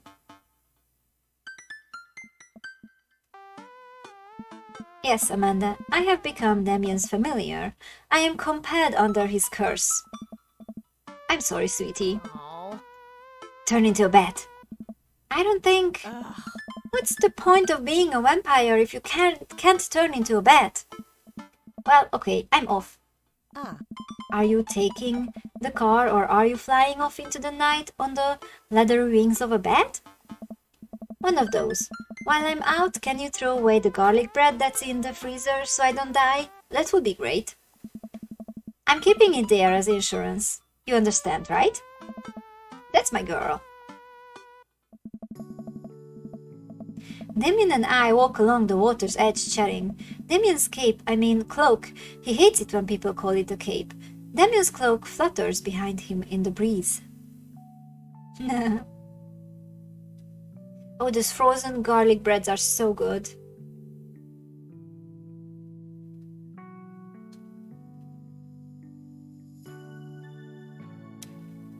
Yum, yum, yum. The thing that I hate about this game, that they talk so much about delicious food that I always get hungry during playing it. Like, they mentioned pizza, ice cream, and now garlic bread. It's torture! Honestly, how am I not eating something after the stream? That's mean. This is gonna seem like a silly question, but why do ghosts wear black? Gothic subculture has always been associated with death, so it would make sense that the style surrounding it would be greatly influenced by mourning. Huh. Interestingly enough, though, was that in the Victorian era Queen Victoria herself mourned the death of her late husband for 10 whole years, wearing black for the rest of her life. If that's not ghosts, I don't know what is. I have another question. Buy some dead garlic bread. Honestly, I shouldn't be eating any of these things. I just feel so... I know I'm not fat, but I feel so fat lately. I want to lose some weight, but it's just not happening. I don't have a will strong enough. Okay. Another question. Ah. Go ahead. How are you so comfortable with death? You mentioned in the graveyard that it helps you appreciate your life, or something.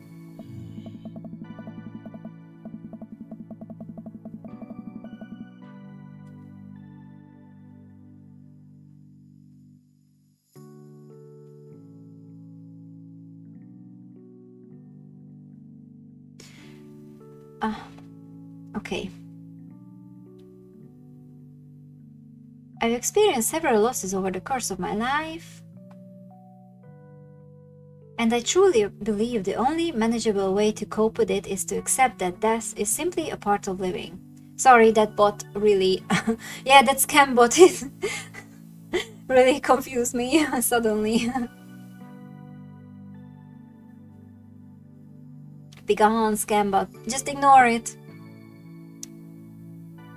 That's only, yeah, no scam bots, just dead bots.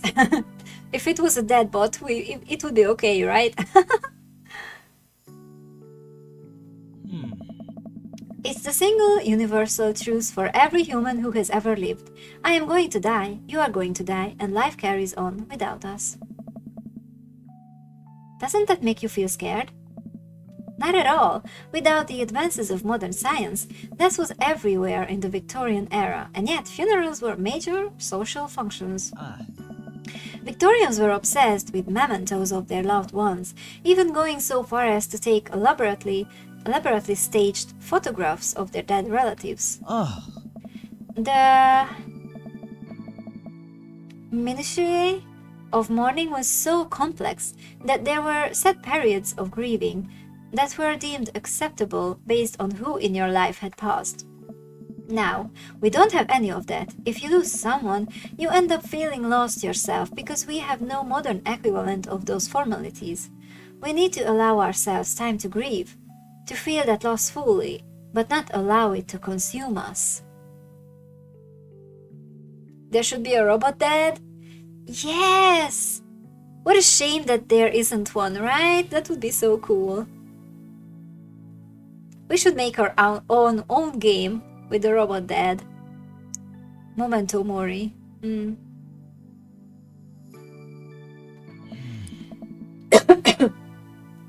So no, I'm not afraid of death. I believe it is a waste to spend your life dreading the end of it. The time we have here is brief and fleeting, and occasionally cruel, but it is at all times precious. To stare death in the face and live despite that, I think it's a noble existence. Let's save the morning for the dead. Wow, that's beautiful. I can see the moonlight in the bay glint off of Damien's eyes. He smiles. We turn to the harbor and watch ships pass, breathing in the salty sea air. I look to Damien again and can't help but be entranced by his charm, his mystery. I find everything about him so fascinating. I lean in closer to Damien, closing my eyes as I do so. Oh, Teddy! I'm so sorry, I have to take this. Damien steps away from me to answer his phone. Oh no, I hope it isn't Lucian again. After speaking in hushed tones for a few moments, Damien returns to me. Cockblock son. Everything okay? Ah! There's an emergency. We almost kissed, probably. Lucian? No, thankfully, but I must take my leave. Oh, okay. Is there anything I can do to help? Dads do have to stick together, right? You know it. Then come, there isn't time to waste. After a short drive in silence, we arrive at a run-down building on the outskirts of town. Where are we? It's better if I just show you.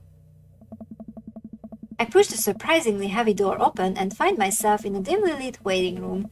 A few rickety chairs line the walls, and there doesn't seem to be anyone behind the front desk. There are a few paintings and pictures on the wall, but they're so nondescript. I'm still unsure of what kind of place is even this. Wait here for a moment, I'll be right back. Damien walks off down the corridor, his boot heels echoing through the halls of this seemingly empty building. Distant howls echo from some place I can't see, and there's a faint scratching sound like claws on tile. I cautiously peek down the hall and find stall after stall of scared-looking dogs. A few of them notice me and skitter up to the chain-link fence, sticking their noses through to sniff at the air. What have I gotten myself into? Suddenly the lights shut off. I panic.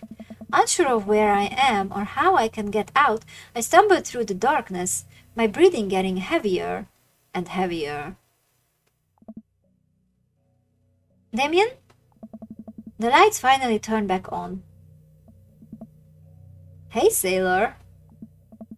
Mary? What are you doing here? You aren't here for the fight club? Or the what? I don't want to get punched in the face. Great, because this is an animal shelter. A what? We take care of stray animals, and then people adopt the stray animals. Didn't you see the pets when you walked in? Oh, sorry, I didn't really expect to see you volunteering at an animal shelter. Wow. Okay, kid, way to put me in a box. Dames, you hear this balcony? Just one moment. Thunder cracks and the door bursts open, appearing from the shadows I see. Damien? Oh, look at that! Ponytail. That looks good on him.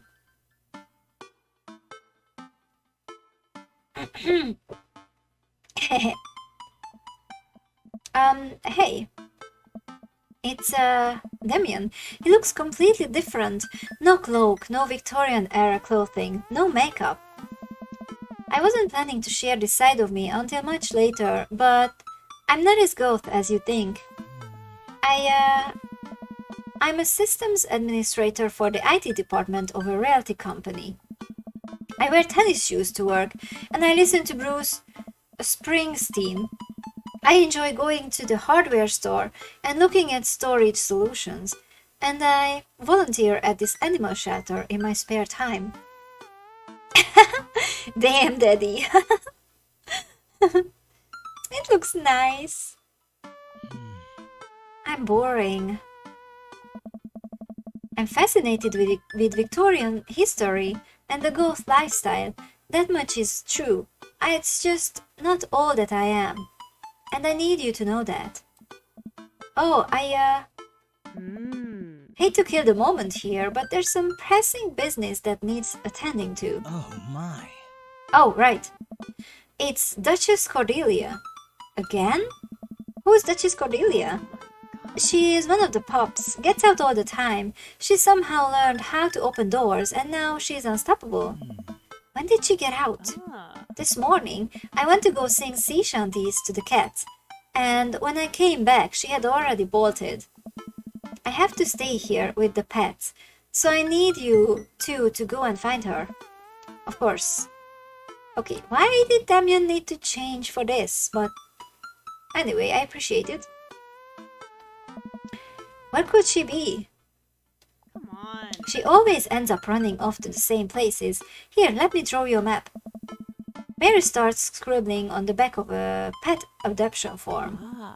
She's very smart, ruthless even. You need to stay on your toes and get her back by sundown, or else she turns into a werewolf and starts eating people. What? You're a perfect little peach hot teddy. We just don't want her to be stuck outside when it's cold. Oh, I'll grab some treats and we can hit the road. Damien and I look over the map Mary created for us.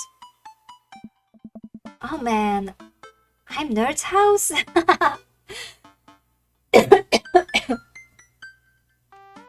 Okay, the ocean or whatever. Bayside, aquarium, shelter. So this is where we had another date with Hugo. This is a shelter. This is our house. Mary's sick pad. Smalls. Games. Other nerds' house. Mario. Batali. Kale. Coffee Dad. Okay, so here's the coffee spoon. Here's the softball field. She did the things wrong. That's funny.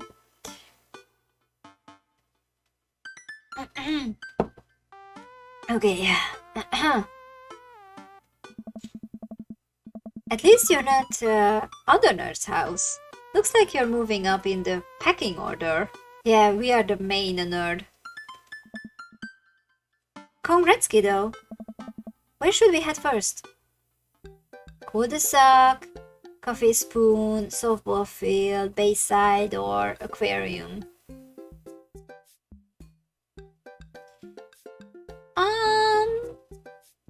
I don't know. Let's go start with the bayside.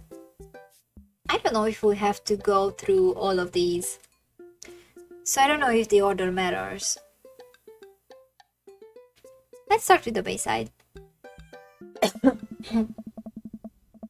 Damien and I exit the parking lot and start driving towards town.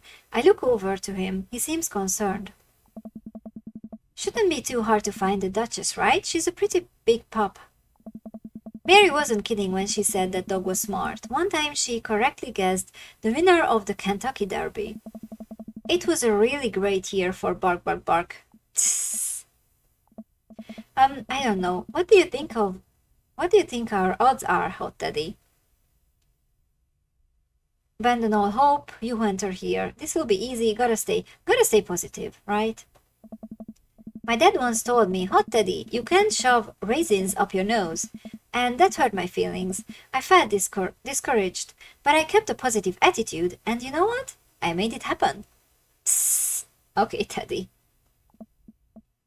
Oh. It might have landed me in the ER and forced me to have 10 golden raisins removed from my nasal cavity, but on that day I learned that anything is possible if you have a good attitude and abnormally large nostrils. Not the best analogy, I think. Young children really are resilient, I suppose. Ha, yes, young children. Oh, Teddy!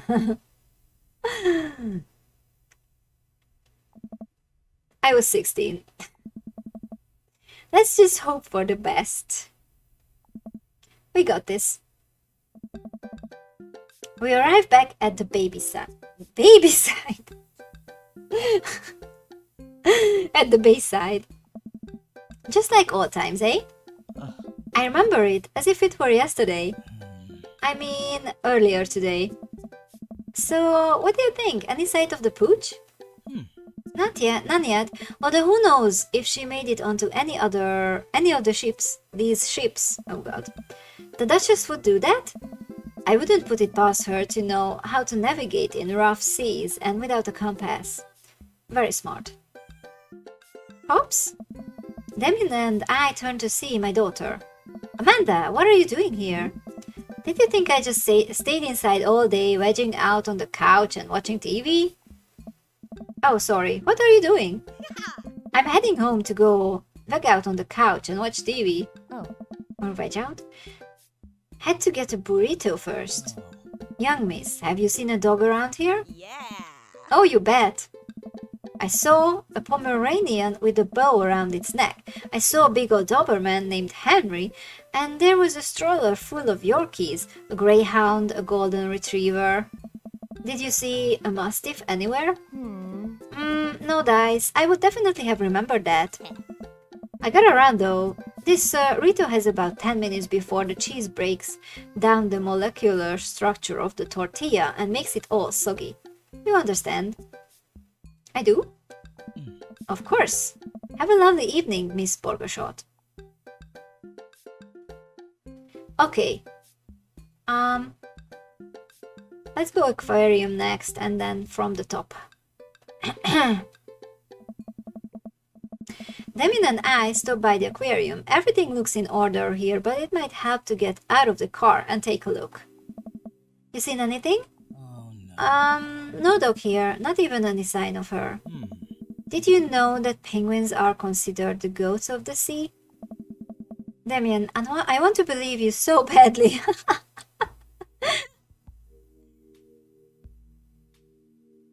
Okay, that was short.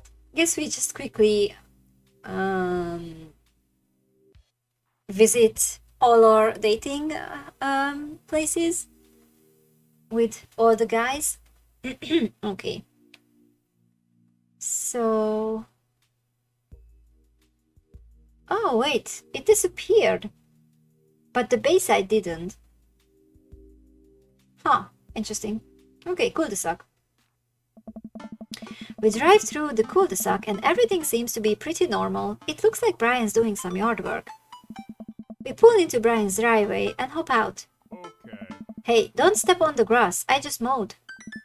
Have you seen any unusual activity in the area today? Aside from your underwater lawn? Oh, here we go. How dare you? I take my lawn care very seriously. Hot Teddy, please. Huh. You haven't seen a dog run through here, have you? Well, a few hours ago, I heard Maxwell barking at something. When I came outside, my garden had been torn to shreds. It's going to take forever to retill the soil. That could be a dog. Or a rather feisty raccoon. Whatever it was, it must have been hungry, ate all of my tomatoes. I'm very sorry to hear about your garden. If you need assistance restoring it to its former glory, please don't hesitate to contact me. Will do, buddy. Good luck finding that dog. She's probably still hungry. I wonder if she's looking for more food elsewhere. Okay.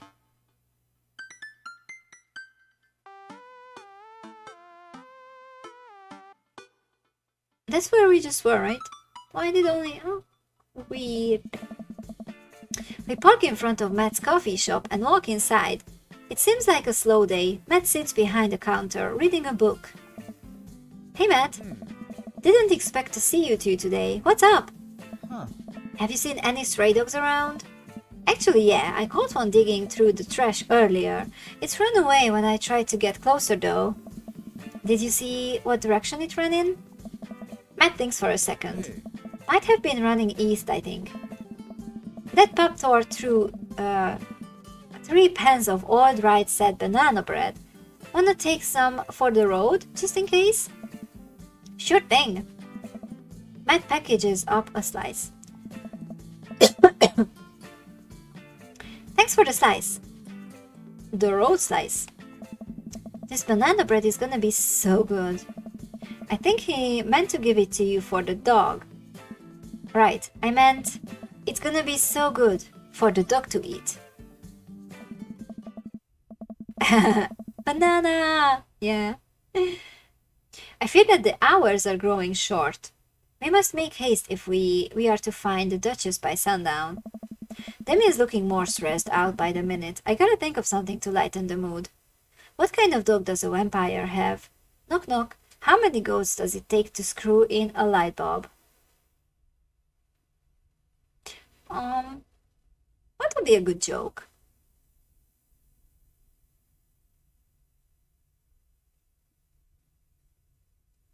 I absolutely have no idea how these jokes will turn out. Let's do a knock knock joke. Who's there? That's called. That's called who? Let's cultivate a more cheaper attitude, friend. We're gonna find that dog. Okay, he liked it at least.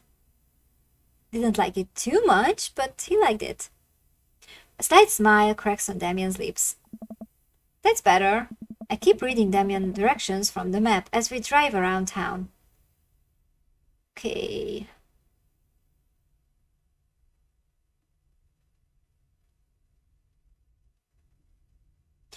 So, Matt said that, did he say that the dog went to east? That means that from the coffee spoon it would be around the cul-de-sac, but we were there before, right? We only didn't go to the softball field. I'm not sure what he said. Did he say east? Anyway, let's go to the softball field because we weren't there yet. We drive to the softball field. It looks like Craig's team is practicing. I wonder if any of the kids saw something. Craig spots us and jogs over, softball bat slung over his shoulder. Hey bros, what's up? Craig, you wouldn't have happened to see a dog around here, have you? One escaped from the animal shelter and we are trying to locate her. I don't think so. Maybe one of the girls saw something. Girls? Hi, Amanda's dad.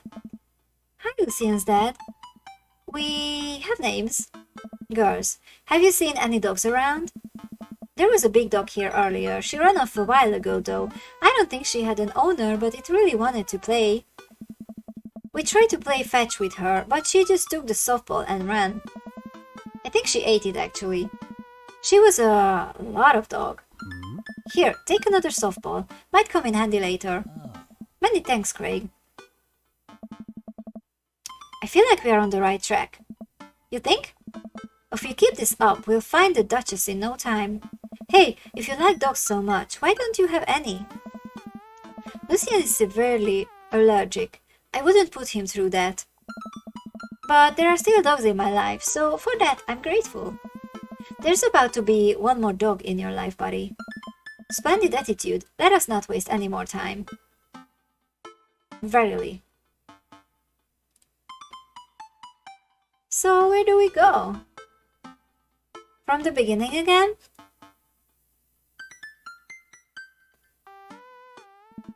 We arrive at the cul-de-sac to find everything looking normal, except... Oh, Hugo's front door is wide open. She can open doors? She can open doors. This is classic Duchess Cordelia, a telltale sign. We should approach with caution. Whatever goes down in there, I've got your back. We creep up onto the porch and step inside. Ooh, that is a huge dog. There, sitting in the center of Hugo's living room, like she owns the damn place, is one of the biggest dogs I've ever seen. Oof! Would sound like something more deep. Woof! Well, she hasn't broken anything in here yet. Wonderful. Now, all we have to do is get this leash on her before she tries to escape again and get out of here before Hugo comes home. Easy peasy. Duchess, come here.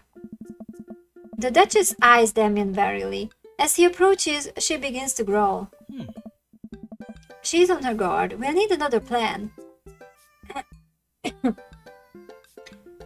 Just a second. Hand her a drop treat. Try the softball. Give her the right said banana bread.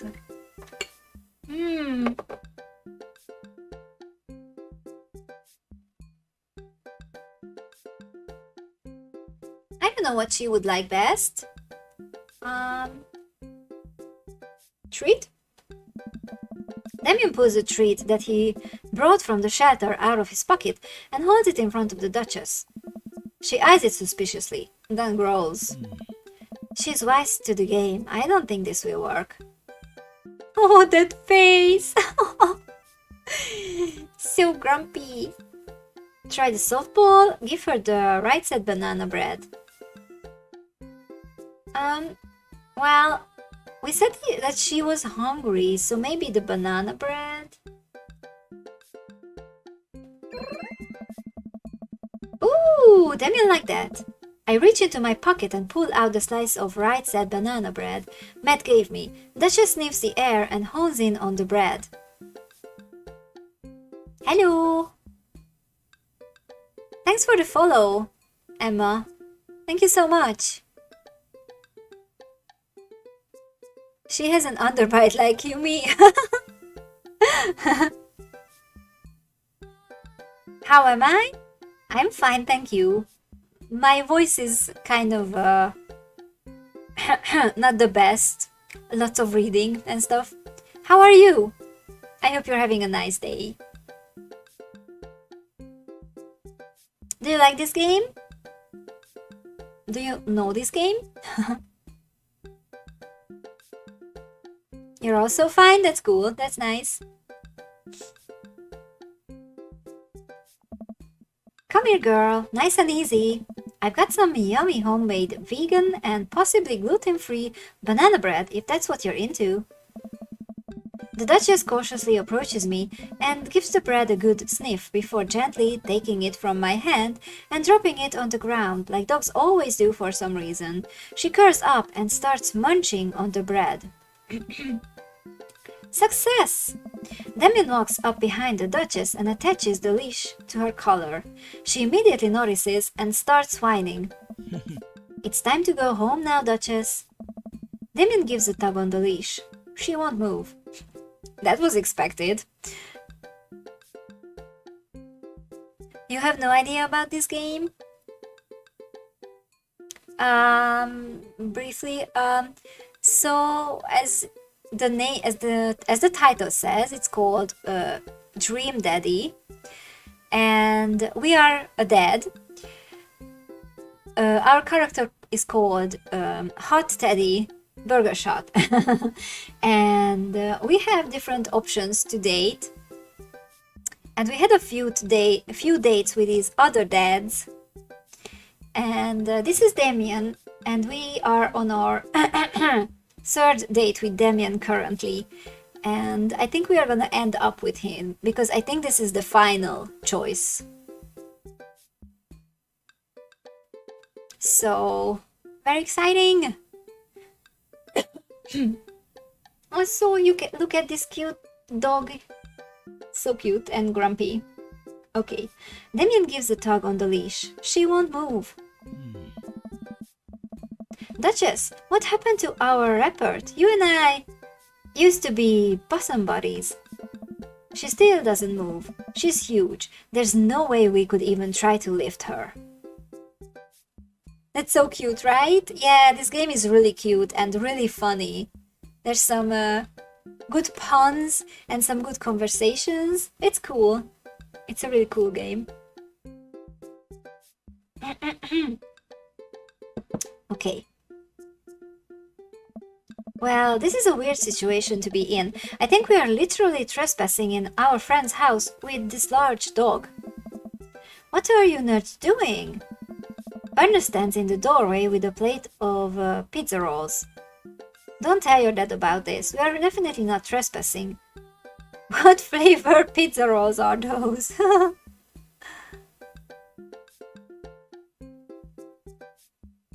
You think that I'm also cute? Me or our character? Or my little PNG tuber thingy? Okay, let's see. Don't tell your dad about this. No, we are definitely not trespassing. Or what flavor pizza rolls are those? Well, let's do this, I think. It looks like trespassing. Well, yeah. It just looks like that. Damien, what are we doing? Trespassing? Oh no. Why was that the wrong choice? I mean, we just came for the dog. Should we have let the dog ruin the place? It was... Oh well, whatever. You do mean like that? The Duchess notices Ernest and starts pulling against the leash. Why is this dog in my house? It's along... The Duchess suddenly breaks free from Damien's grip and hurtles towards Ernest. Ah! Ernest and the Duchess fall to the ground. Pizza rolls fly everywhere. This is bad. Ernest, are you okay? Ernest feeds the Duchess a pizza roll. Hey, she likes pizza rolls. Ernest sits up, but the dog keeps licking his face. Oh, hey! Hugo stands at the door, looking like he's at a loss for words. What? Why are you guys... Whose dog is this?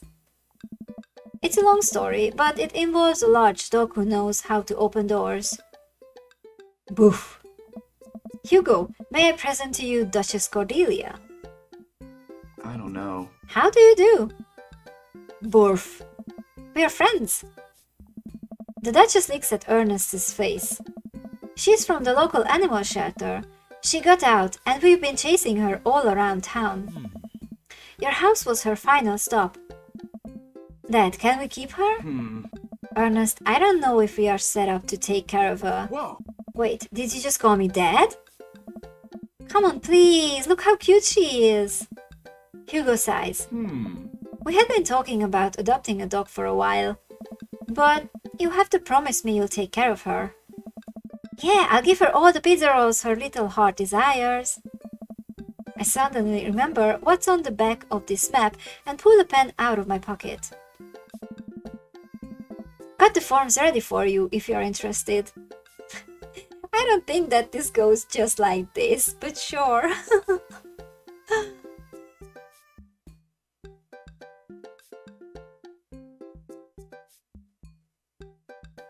Your character also looks like a My Dream Baby.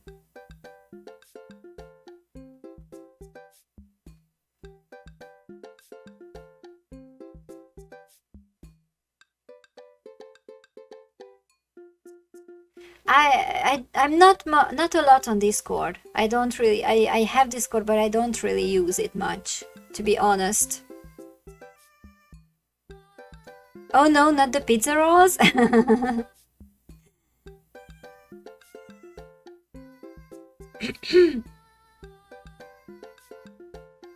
You're confused? What about? There's an adoption... The map was drawn on the other side of an adoption paper for the animals, but I don't think it just goes like this. I'll even waive the adoption fee since, we technically broke into your household. Hey, Well, alright, it's a deal. Hugo steps onto the porch with us and signs the form while Ernest plays with the Duchess inside. He sure seems to be happy with his new friend. ah, I know, you called me Dad. Can you believe it?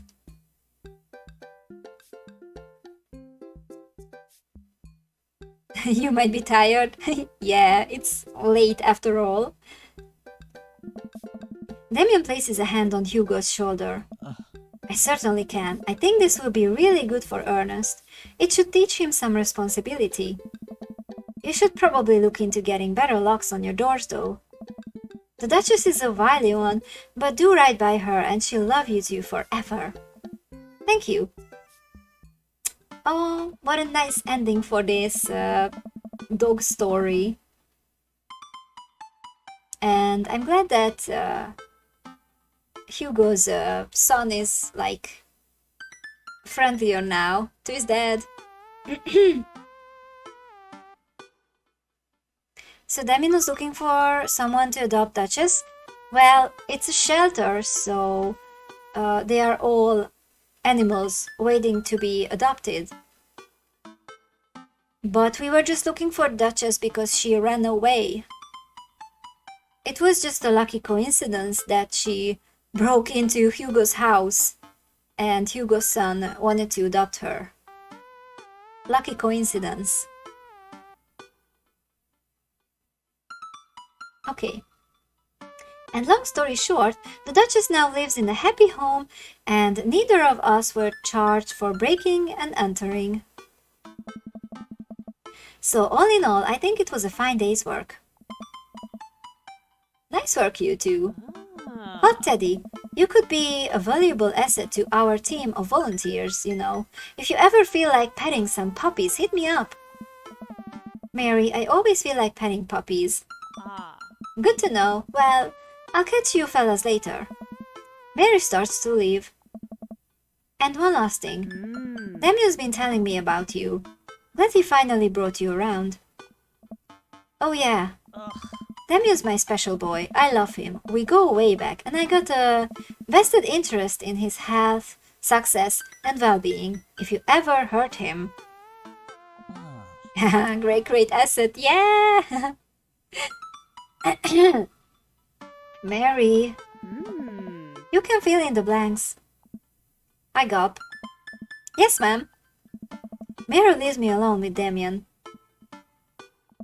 So, about the whole ghost thing, I completely understand if you aren't interested in me anymore. What? Am I missing something here? I'm not a cool ghost prince. I'm boring. I own 5 pairs of tennis shoes. I wear dumb glasses. Don't you care? No, it looks really good on you, Damien. Are you kidding me?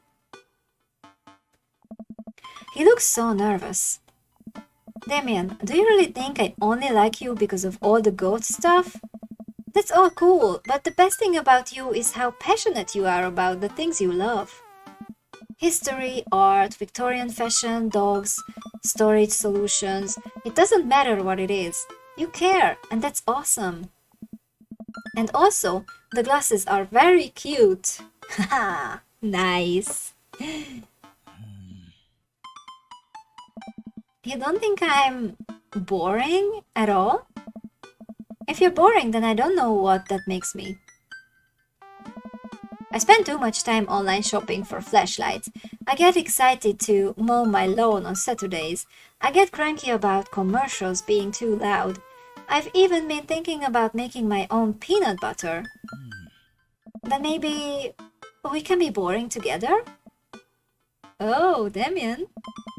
It would never be boring if it was with you. Damien suddenly closes the gap between us and pulls me into a hug. He buries his face in my shoulder.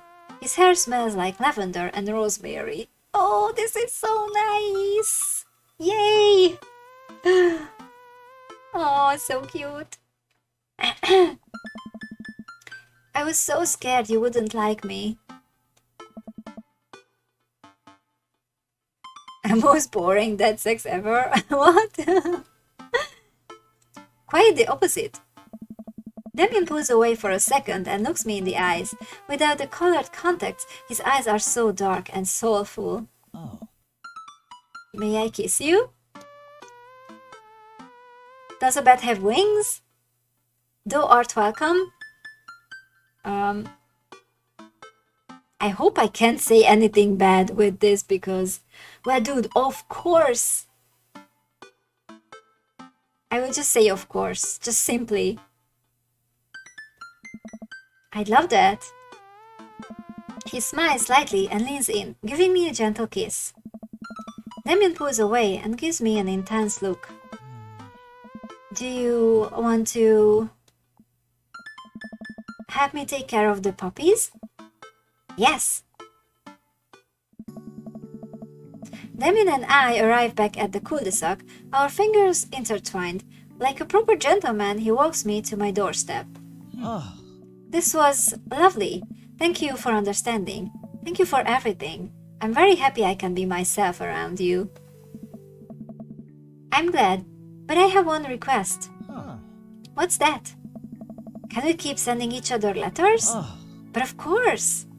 Damien kisses me one last time before turning around and heading home. Amanda runs back to the couch from the window and tries to look as nonchalant as possible.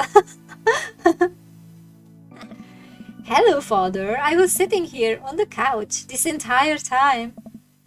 Hi, Amanda. So, are you guys like starting a vampire coven together?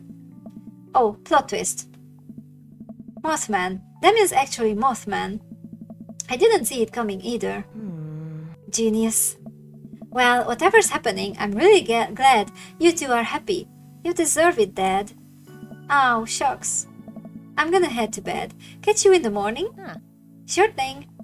I make my way to my room and fall into my bed with my heart full, excited for the days to come.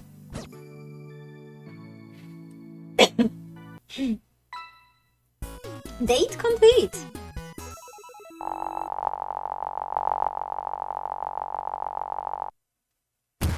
Have you considered taking part in the goth lifestyle? Okay, it's an A date. It wasn't an S because we fucked up one time. Oh, but still, we kissed. Yay! Go on all Damien dates. We got an achievement.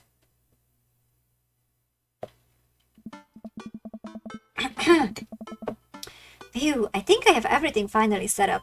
Amanda should be here any minute now. I think that's her car in the driveway. Okay, gotta act natural. Be cool, hot teddy, be cool. Amanda walks through the door with a suspicious look on her face. Hey, Dad. Off to a good start. Something fishy? Rats. What? No, you ask too many questions. Sorry, sweetie, it's the feds. Oh, what do I say? You ask too many questions. Who do you think you are, my daughter?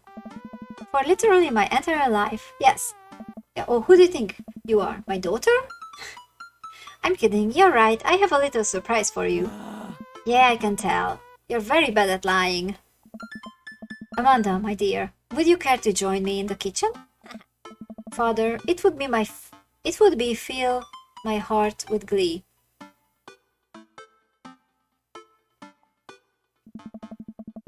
I lead Amanda over to the kitchen table where a present lies covered under a tablecloth. It's nothing special, but I wanted to get you a little something. You graduated high school last week, and I know you told me not to make a big deal about it, but, Oh, Dad, you... I dramatically whip the clothes off the table. Amanda's jaw drops. No way. I figure you probably won't be able to get a cable in the dorm, so I thought it might be nice to take a piece of home with you. DVD box set of long-haul paranormal ice road ghost truckers. This is all 19 seasons. And bonus material, including commentary with actual ghosts featured on the show. Dad, I love this. Thank you.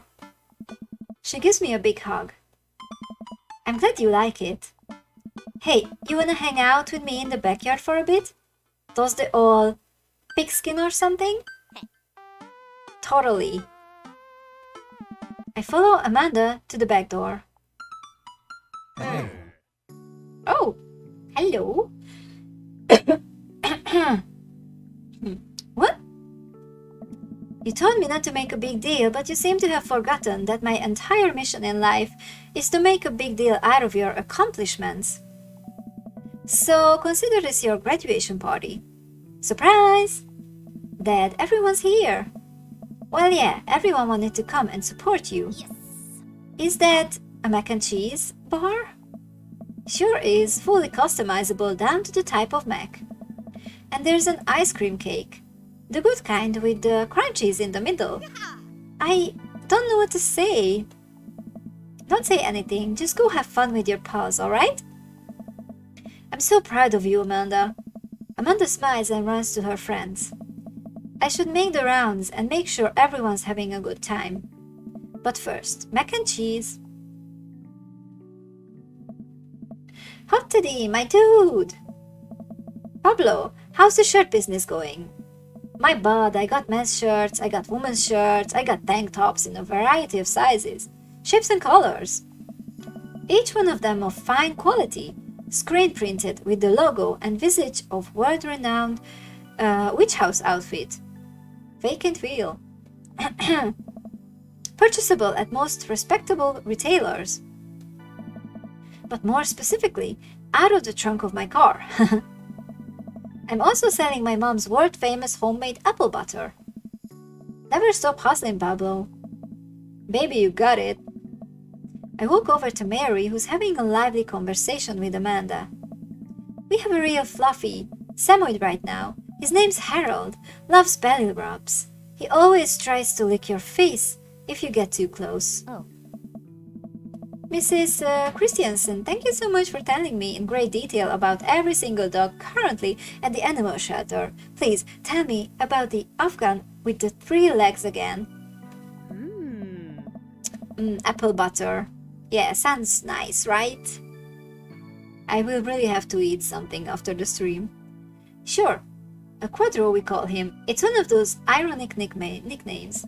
You know, if you're really interested, I could probably steal one for you. Really? Nah, but I could get you in to meet all of them. We always could use extra hands around the shelter. And if those extra hands also happen to steal a dog, I'm glad you two are able to bond over cute dogs. Really warms my heart. Dad, we're having a moment. Hey, Sailor, your kid's a good egg. Where's your ghost prince? You two are usually attached at the hip these days. He's around. Stellar. Just a second, I need a little tea.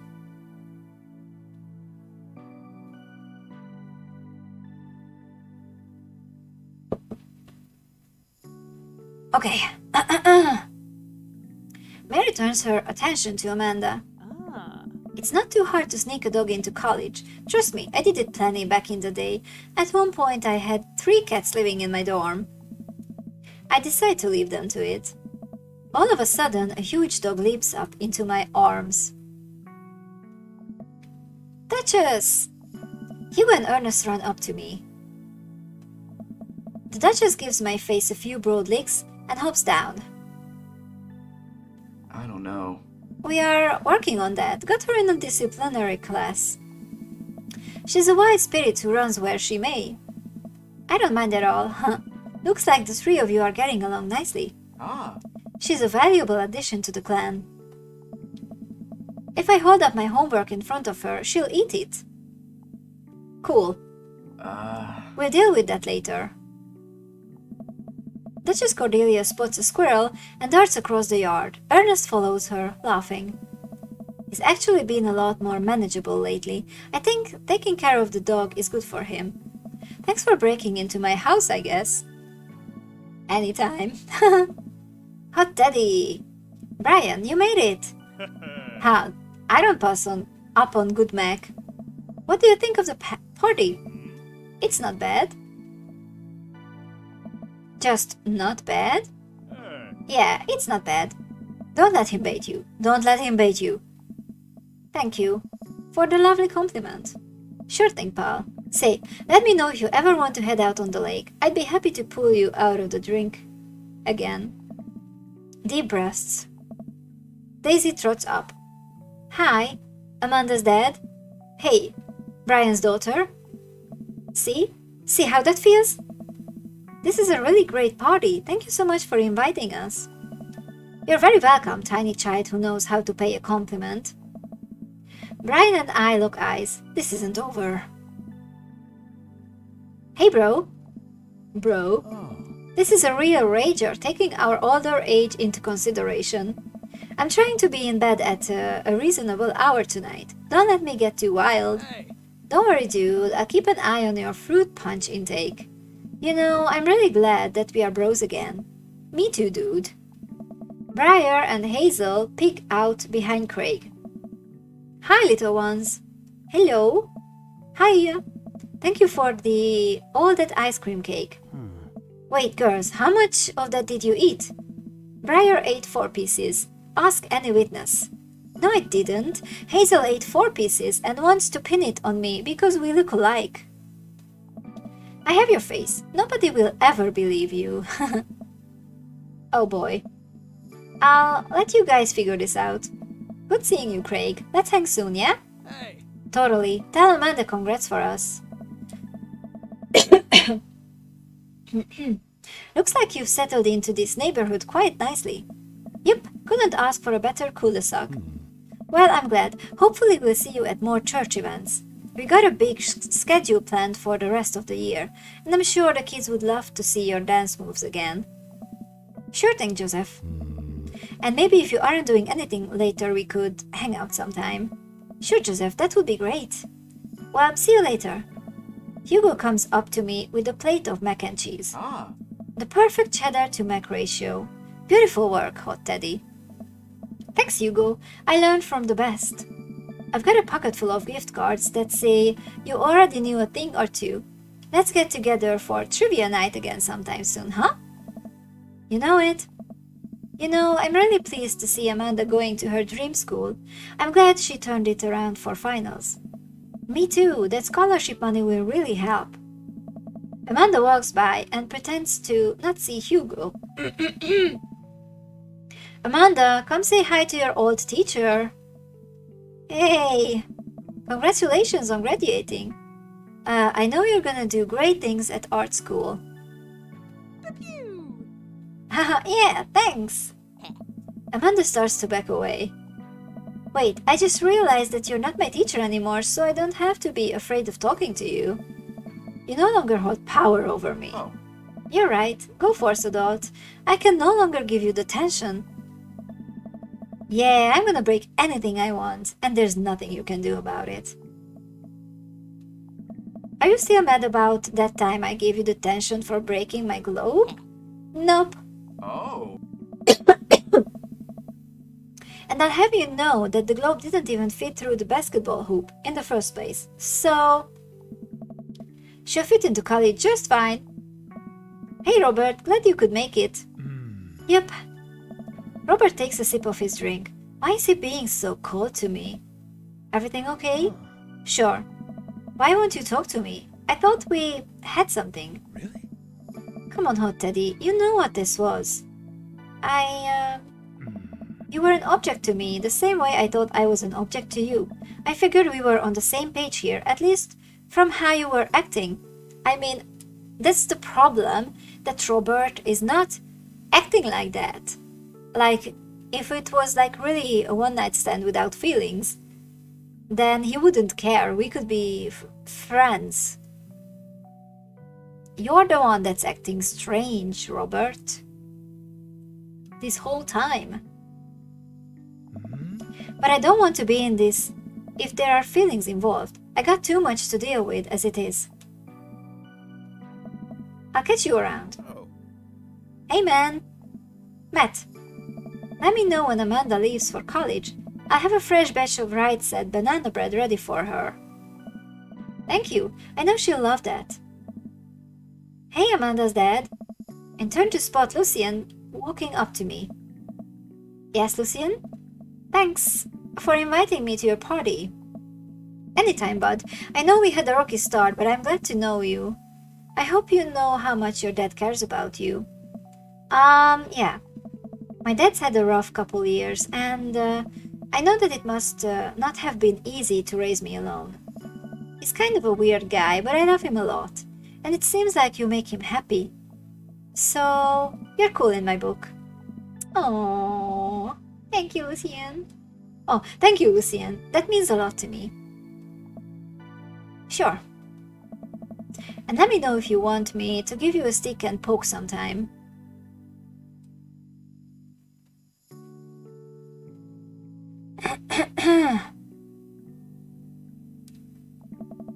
Thanks for coming by, Lucien. See you around, Hot Teddy. As the party starts to wind down, I take a seat on our back porch step. The sun is setting and everyone seems to have eaten their fill.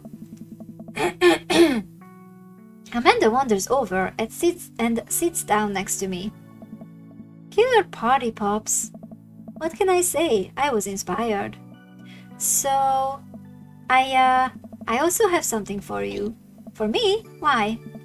Not to be completely genuine about my feelings for once or anything, but growing up wasn't easy, but it could have been a lot harder if it wasn't for you. Dad, you've always been there for me through everything. There's been times in my life where you were my only friend. I was really scared of going to college and being so far away from you, but I realized that everything you've done for me has been to prepare me for this, and I'm ready. I wouldn't be who I am today without you. Don't cry. I swear to God, Hot Teddy, if you cry again. You're the best, Dad. I love you. So this is it? This is the end? This is so sweet. So cute.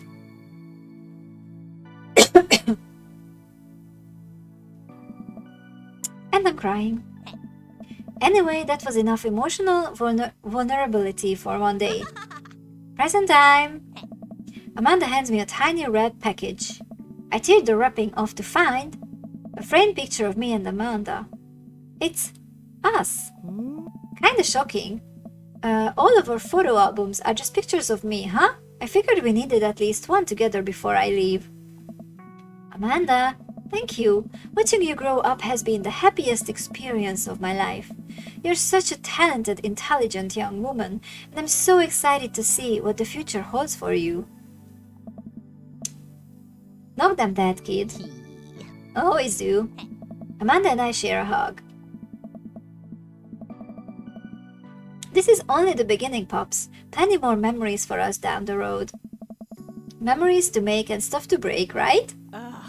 Oh, I'm gonna break so much stuff. Intentionally and unintentionally. You're probably gonna have to pay for most of it. We got a good ending achievement for Amanda. Oh my god, this could have been a bad ending. I'm so glad. It would be my honor. Amanda hops up. Looks like someone's been waiting to talk to you. I glance over to the back of the yard where Damien is sitting on a bench beneath our cherry blossom tree. He smiles at me. I'll leave you to it. Me and the Emmas are gonna go get ice cream. After the ice cream cake? Love you, Pops. Amanda runs off to join her friends. Ooh, so romantic. Look at that. You shudder to imagine the bad end. Yeah, right? Oh my god. It's so stressing just to know that it exists at all. Oh, I'm so glad that we got a good ending with Amanda. Okay. I take a seat next to Damien as the last guests make their way out of the party. Did you know that in the Victorian era they would call benches city boys? What? Really? I'm kidding, Hot Teddy, but what if? It's good to see you in your civvies again. Thank you. I had a revelation the other day, Hot Teddy, and I think it was largely due to your continued influence upon me. There was a version of myself that might have been embarrassed to show you my true form, my information technology form. But what you said about me, about how my passion was what you truly admired, that emboldened me to feel like myself regardless of how I chose to dress and act. Instead of separate entities, they are simply different facets of myself, a three-dimensional human being with his own thoughts, wants, and needs. I love dressing the way that I do. Just a second.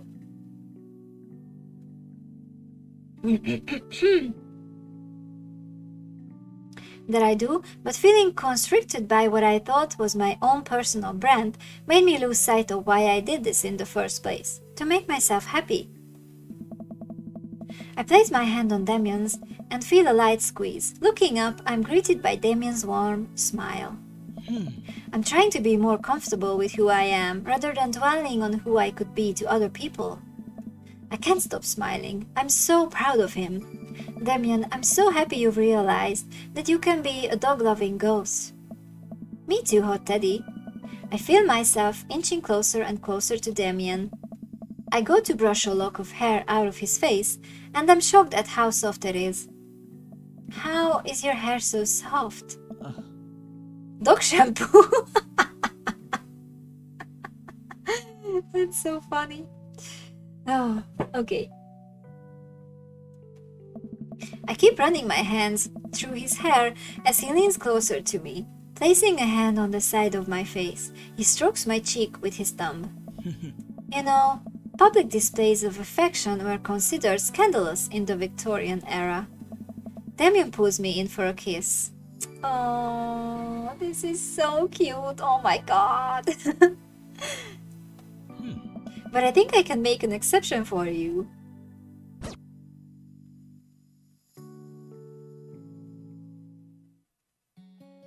Oh, that was so nice. Oh my god. So cute, so fun. Thank you for recommending me this game. Thank you so much.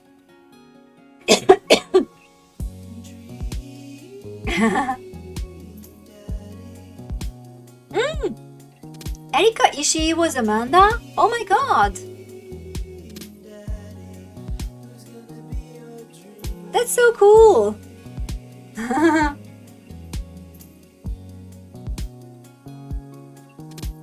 Loved watching me play it? Oh, thank you! I'm glad you had fun too! Thanks! So how does it work? You only have a limited amount of days to go on dates? So we could go on 2 dates with everyone, and the third date was a final date.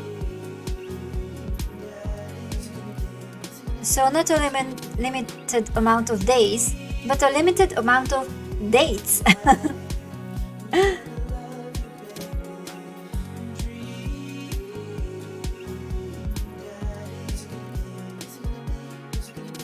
So we did have our 2 dates with everyone, and we decided to go on a final third date with Damien. So that was our final choice.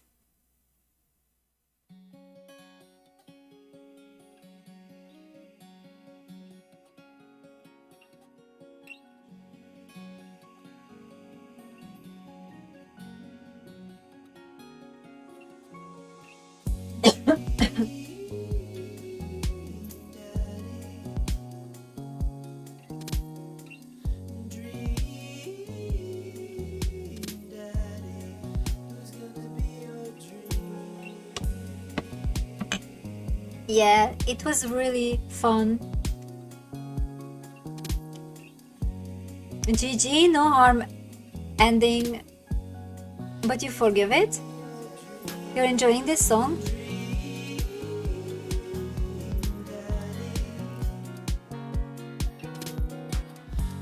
What do you mean no harm ending? What is harm ending?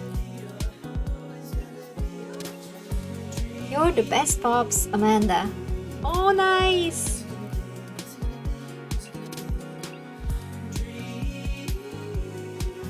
You're enjoying this song? This song is a bit too much for me. I mean, it's okay like this, but when the game starts and it's on for 5 minutes until I start the stream, it becomes a bit much. Oh, like you get with everyone? I see. No, just one choice here. But that would be fun. Not in this game though. I think it would be fun in other games. It must be fun, but in this game, it was perfect this way, just choosing one person. It was too wholesome. Oh, look at that!